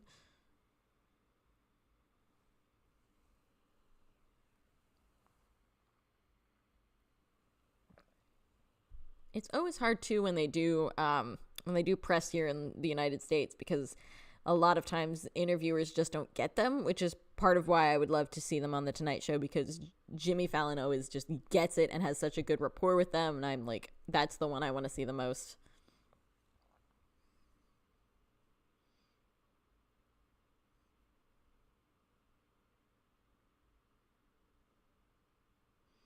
Yeah, I think I just to your point about like Korean media and such, I think that at least I hope that maybe they can kind of more carefully curate who they talk to. because obviously, you know, when you're doing promotion, you know, you just want to take promotional opportunities so you can talk about your album or your concert or just like get things out there. But I do feel like in times past, you would see, kind of like I just said with, you know, like the press here in the United States too, you would always get some really bad interviews of just like people who did not even know what they were talking about. And like those are always like, I've been in Army for almost 6 years now, and there's like a lot of American interviews that I just straight up won't watch because they make me cringe so hard. Like, and I'm just like, I can't bear listening to this. Or like, you know, you'll find out after the fact that even if it's like a pretty good interview, you know, like maybe the interviewers won't actually be that, you know, that friendly towards BTS. And we've had a couple instances like those where they've gone on a radio program and those people have been like really nice to their face and then, you know, turn around and slight them or do other things. And I'm just like, yeah, no, I'm not about it.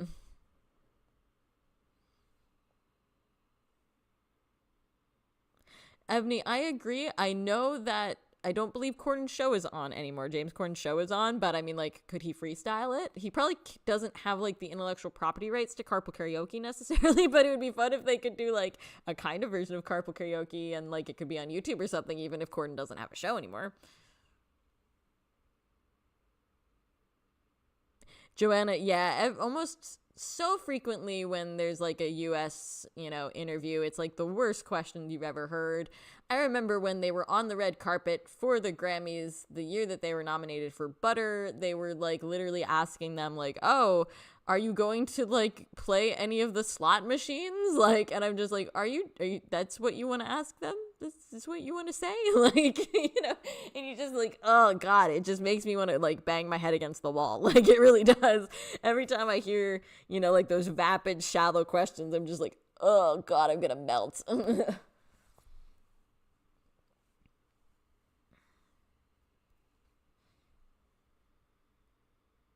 Yeah, it makes me sad. I know that certain armies kind of took a lot of exception to the way James Corden handled things afterwards.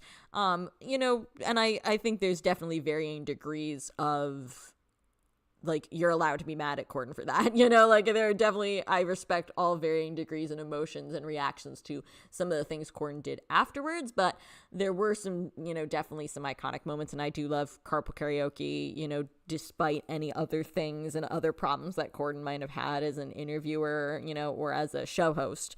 So I definitely respect everybody's opinion for that, but it is sad that, you know, the idea of like not getting another carpool karaoke is kind of a bummer. But we do have like the first one is just so iconic. So right, Joanna, yeah, both Joanna and Headshake Hobbit, you're so right. Some of those questions are just like the where are your girlfriends, or oh my gosh, you guys are so attractive. Like, oh God, those comments make me want to melt into a puddle. They're awful. And the like Hitchhiker Hobbit said with like, oh, do you guys dance? Well, like obviously you know literally nothing about them if you don't even know that basic thing. And then of course there have been multiple instances where interviewers have been like, oh, who's the worst dancer? Which is like, why would you ask that? Like, oh my gosh, it is such a pet peeve of mine. Literally, I cannot watch some of these interviews without just like cringing so hard. Or like they'll ask them about other artists and things like that. And it's just like, why are you asking them about other artists? Just talk about them.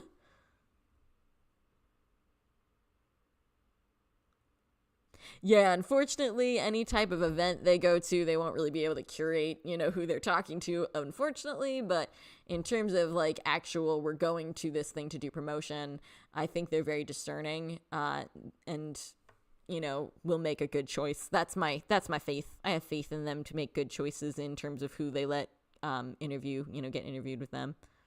Okay, yeah, that's always the question too. Oh, who would you like to collaborate with? And like things like that. And it's just like, can we talk about them, please? Like,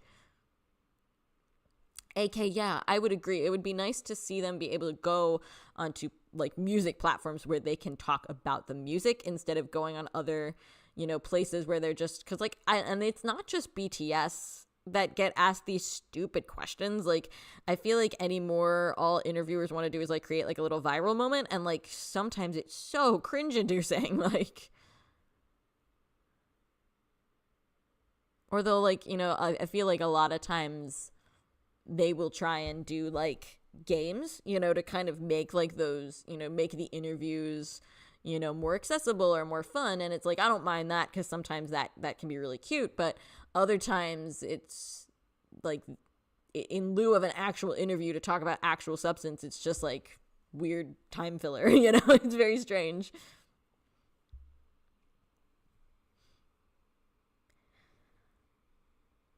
Yeah, it would be interesting to see some stuff with some of those platforms like like Apple Music and things like that. I know Namjoon really expressed his trust in talking to, I believe his name is Zach Sang. And Namjoon really expressed trust and gratitude when he took Indigo there and was talking about Indigo. So it's like that might be a good platform as well. So we'll see. I just, yeah, some of those interviewers, man, holy moly, some of those old interviews.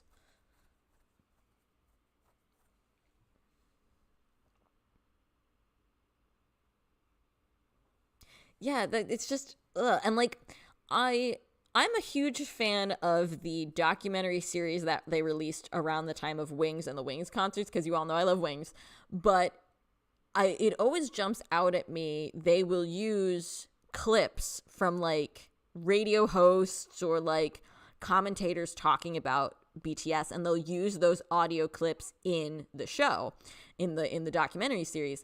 And like some of those clips, and now I know we're talking because the Wings tour was like 10 years ago, so it's like definitely it was a different vibe then, but they'll give them like such backhanded compliments. Like I remember, and I don't even think that the interviewers and the people who are talking about the stuff, like the radio people, I don't even think they know that they're doing that. But like you listen to it and you're like, wow, people will be like, oh, so you went to the BTS concert, like how was it? And then the person who went would be like, it was actually really good. And I'm just like, that is so cringe. Like, why are you adding qualifiers to it?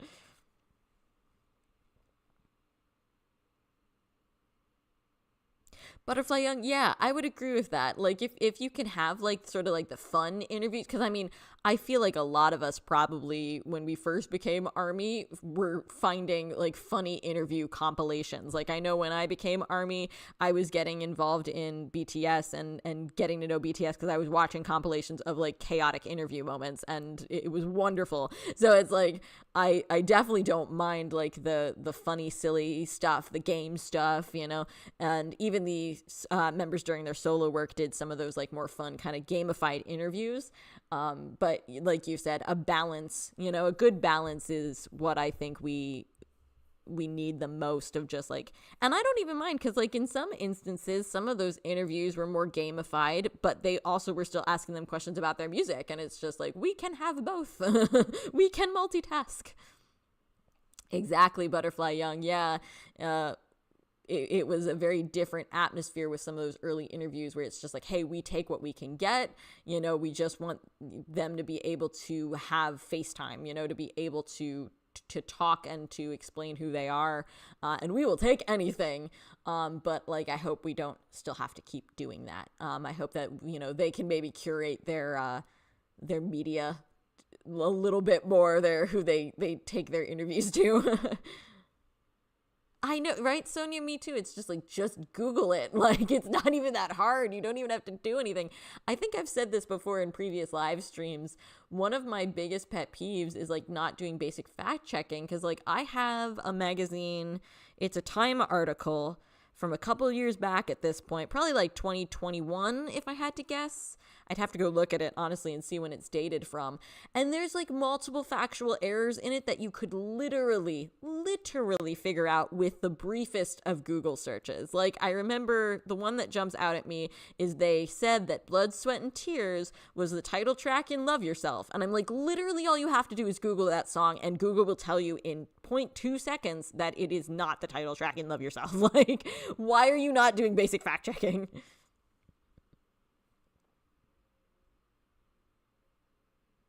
AK, yeah, exactly. I agree. I always think that it's like, it's not a surprise that BTS are from Korea. Like, you shouldn't be caught off guard by this, which is another reason why I always love and appreciate the way Jimmy Fallon does it, because, not only is he letting them speak in Korean and putting up subtitles, but, I'm sure there's either like an interpreter there that we don't see, or he has like something in his ear that's translating. And he's always so polite, even knowing that it's going to take him a little while to understand. He's just like, he's so lovely about it. And it's like, everybody could do this if they just made a little bit of an effort.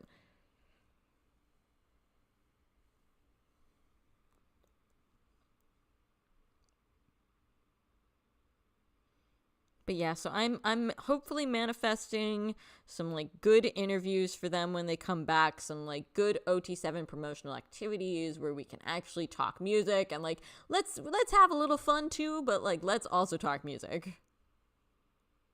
Butterfly Young. Yeah, that's basically how those articles are. Another, and it's in the same Time magazine article. One of them just like straight up misidentifies the members. They're like, this is Min Yoongi. I'm like, that is absolutely 100% Jimin. Like, it's just, I don't know who was writing that article. It's crazy. And it's like, this is a major magazine. This isn't like a tiny little magazine. This is a major publication. What are you doing? It's like, you should just have an army proofread that for you, and you'll be fine. Because if you're too lazy to Google it, let us do it for you.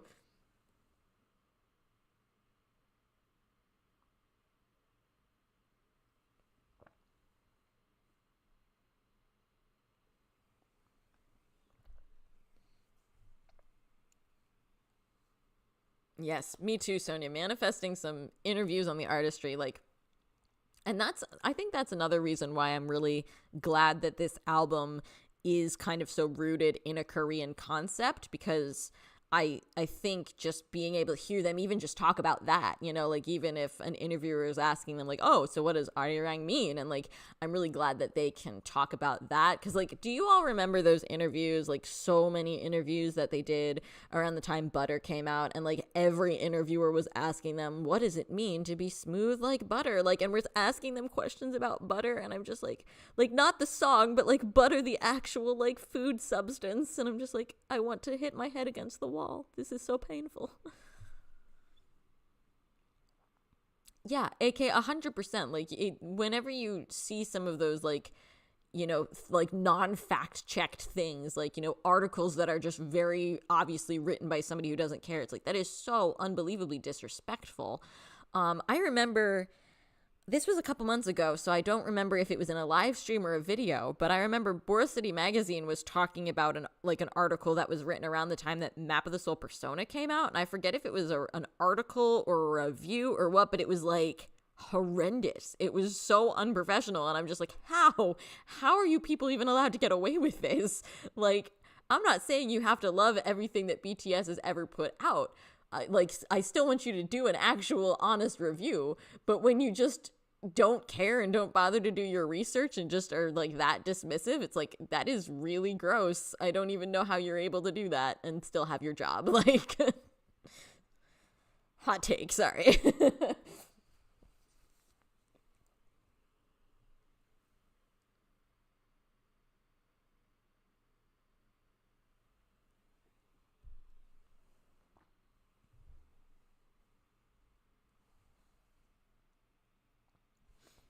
Honestly, I was just thinking too, back when they released B and they kind of did like interviews with each other, it's like, hey, maybe that's what we need to do to get to actually talk about the music. Maybe they need to interview each other in just like a round. I would be okay with that.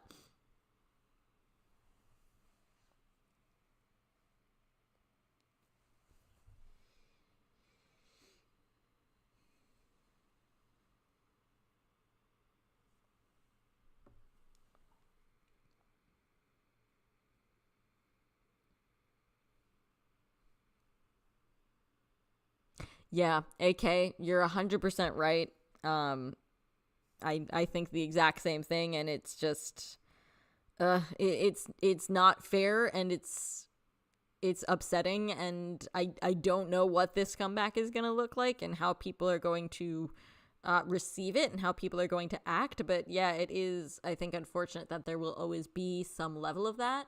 Um, which is why I think that a lot of people nowadays tend to like think BTS aren't underdogs because they're, oh well, they're so popular now and they're so successful now, and it's like BTS are still underdogs, ARMY is still underdogs, and it's just like we still have to work to make this happen for them, you know, like to make their successes happen. Because I mean, it's still kind of, in a lot of respects, I do still think it's us and BTS against the world sometimes, you know, and we've seen that happen, unfortunately, in a lot of real world scenarios as well. And it's just like BTS are the forever underdog.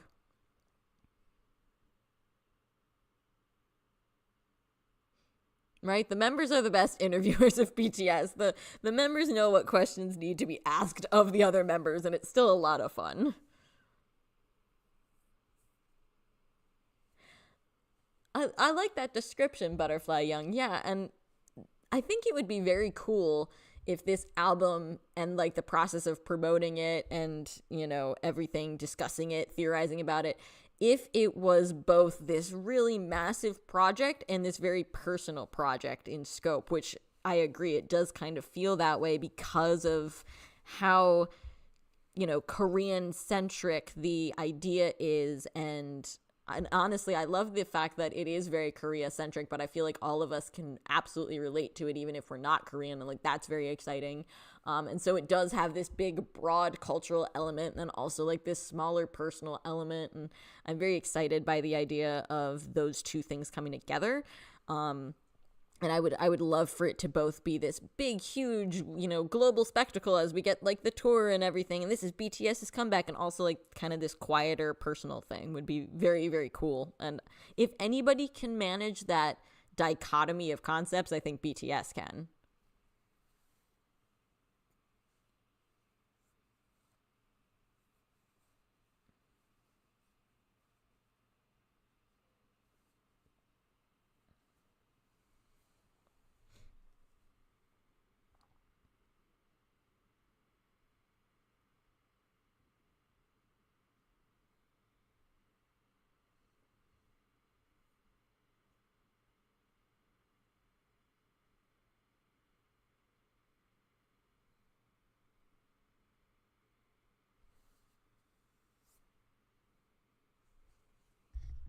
Oops, sorry, I just hit my mic there. That was my bad. Sorry.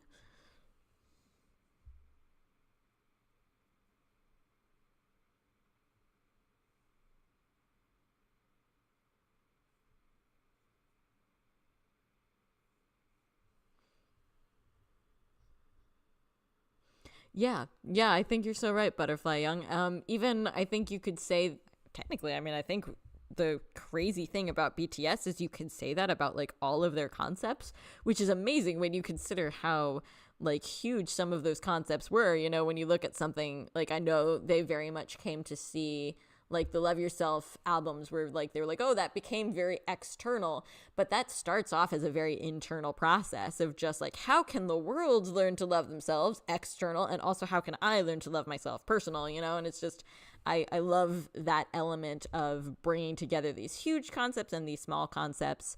Kind of reminds me of like my Dionysus analysis, where I say like they very much combined this very big, lofty concept, a Greek god, and like all this spectacle, but also then like this more personal, you know, what does it personally mean to me, and like what does that mean in my own personal musical journey. And it's very cool that we can have both of those things exist, of just like global thing, smaller thing.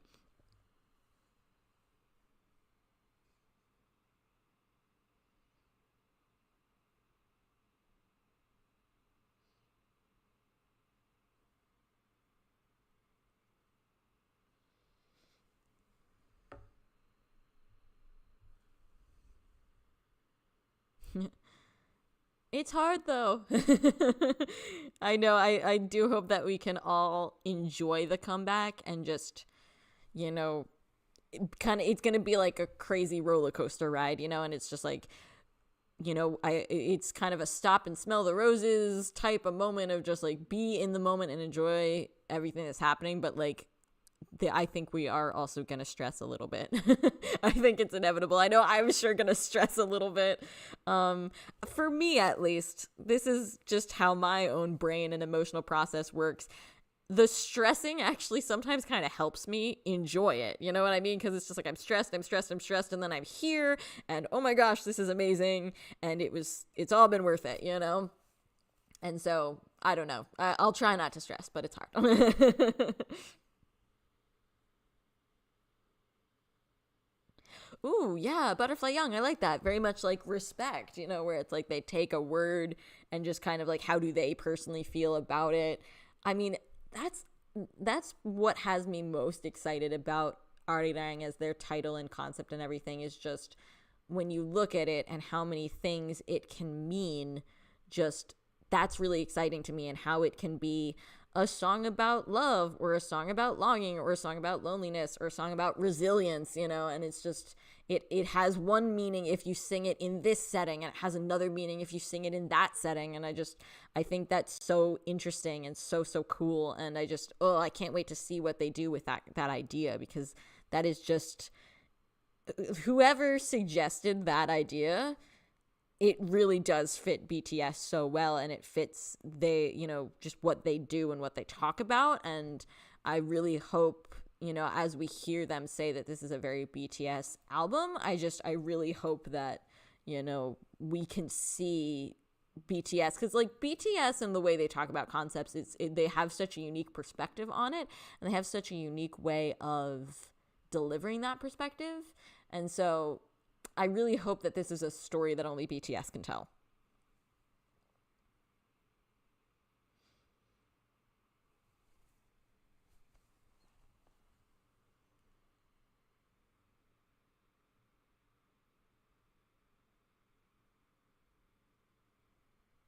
Oh, Bomac, that's another good one. Yeah, I really, the interesting thing about the members' solo works too is I kind of hope that they were able to, when they all come back together as a group and they were all having like those conversations with each other, I hope that they were able to say, hey, I did this, and this is what worked and this is what didn't work, or they can say, hey, you had an experience with this person or this media outlet or whatever. How was it for you? And they can go, I would recommend, I would not recommend, like whatever, whatever the case may be. And in that sense, I hope that they can kind of take their learned and lived experience to say, yes, let's do this, or no, let's not do that. That would be really nice as well.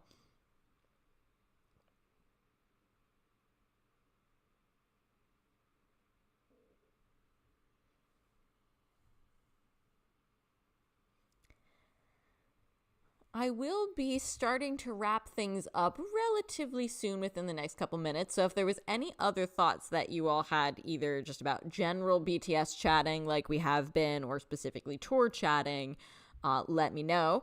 Or also, if you had any thoughts and ideas related to what we were talking about last live stream with like my plans for 2026, or any other things you want to hear me discuss, please let me know as well. I'm always interested in hearing your thoughts on how I should do certain things, or like certain topics I should cover. So please let me know if you've thought of anything like today while we're talking, or if you've thought of anything since that last live stream. I'd love to hear it. So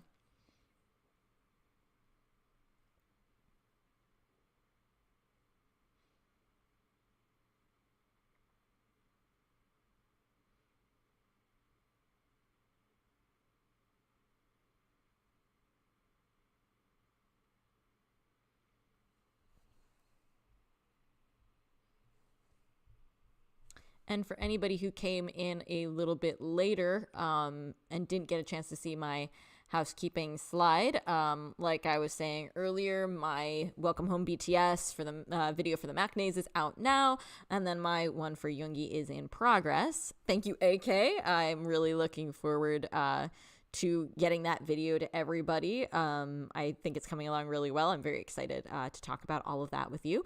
And I think the next live stream is going to be February 15th, and that is most likely going to be a little bit of a combination of my ARMY anniversary and talking about Love Yourself. So, Javine, so my plans for 2026 on the channel are going to be a couple. Do I still have? No, I don't think I have the slides in here anymore. No, I took them out. But definitely want to do book club with everybody.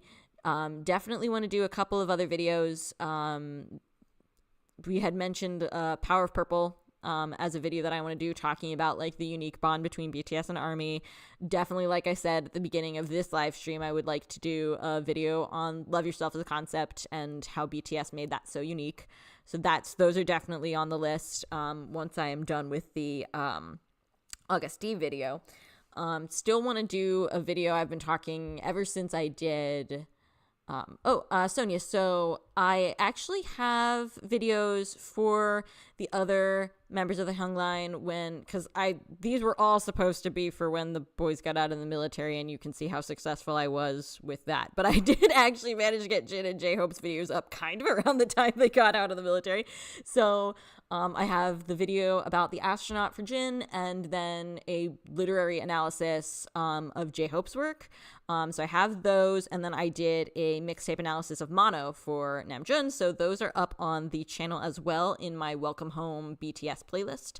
I combined all three of the machinaes into one video because I realized what I wanted to talk about in relation to them was like very similar. So I'm like, let me just put it in one video. So, and then I did, Tae, Jimin, and JK all in that one video.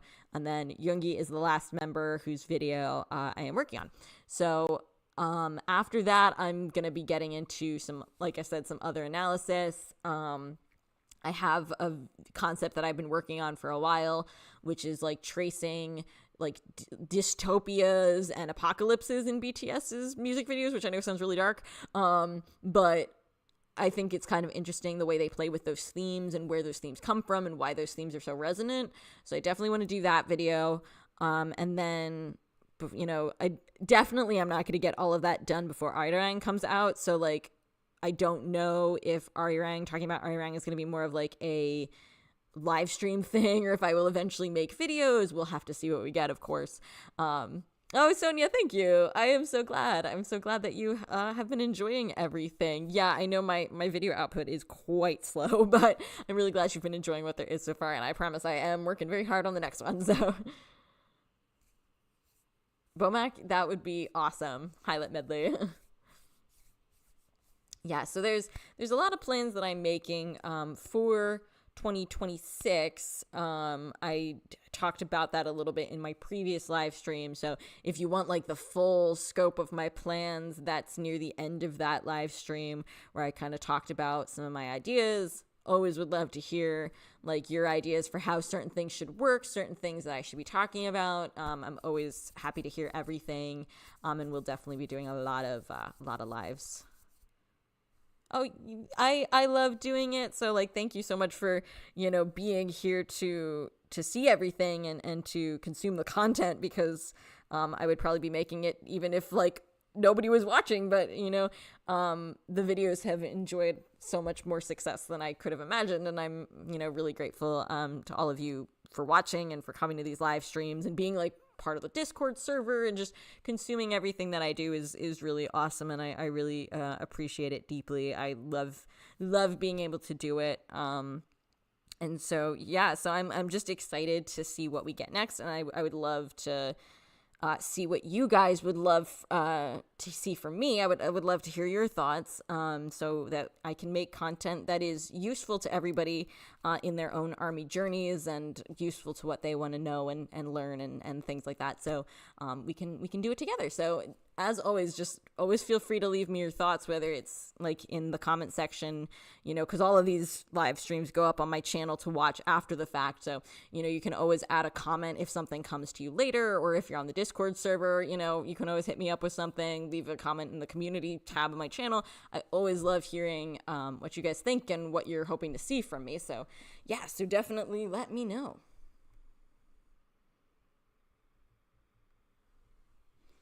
But in the meantime, I will start wrapping it up. And like I said, if you missed anything, this live stream will go up on the channel to watch later. So you can definitely catch up on anything you missed as well. But as usual, when we're on live stream, this absolutely flew by. It was a blast. I'm having so much fun talking with you all about the upcoming BTS things that we're getting. So very exciting, and I look forward. Hopefully we'll have some more information soon that we can also discuss. But until then, I hope you guys have a great week ahead of you. If you're in one of the cold parts of the world or parts of North America, whatever the case may be, I hope you stay warm and stay safe out there. And I look forward to talking to you all again very, very soon. So have a great week ahead of you. And thank you all so, so much for being here. And thank you for all of your support on everything. I will see you all on, the 15th. And have a happy Valentine's Day if I don't see you before then. For those of you, whether Valentine's Day is a romantic thing for you or more like a platonic friend thing or a family thing, I hope you enjoy that. Thank you, everybody. You guys have a great rest of your day as well. Take care. Thank you for spending part of your Sunday with me. I'll see you all again very soon. Bye-bye, everybody. Take care. Have a good one.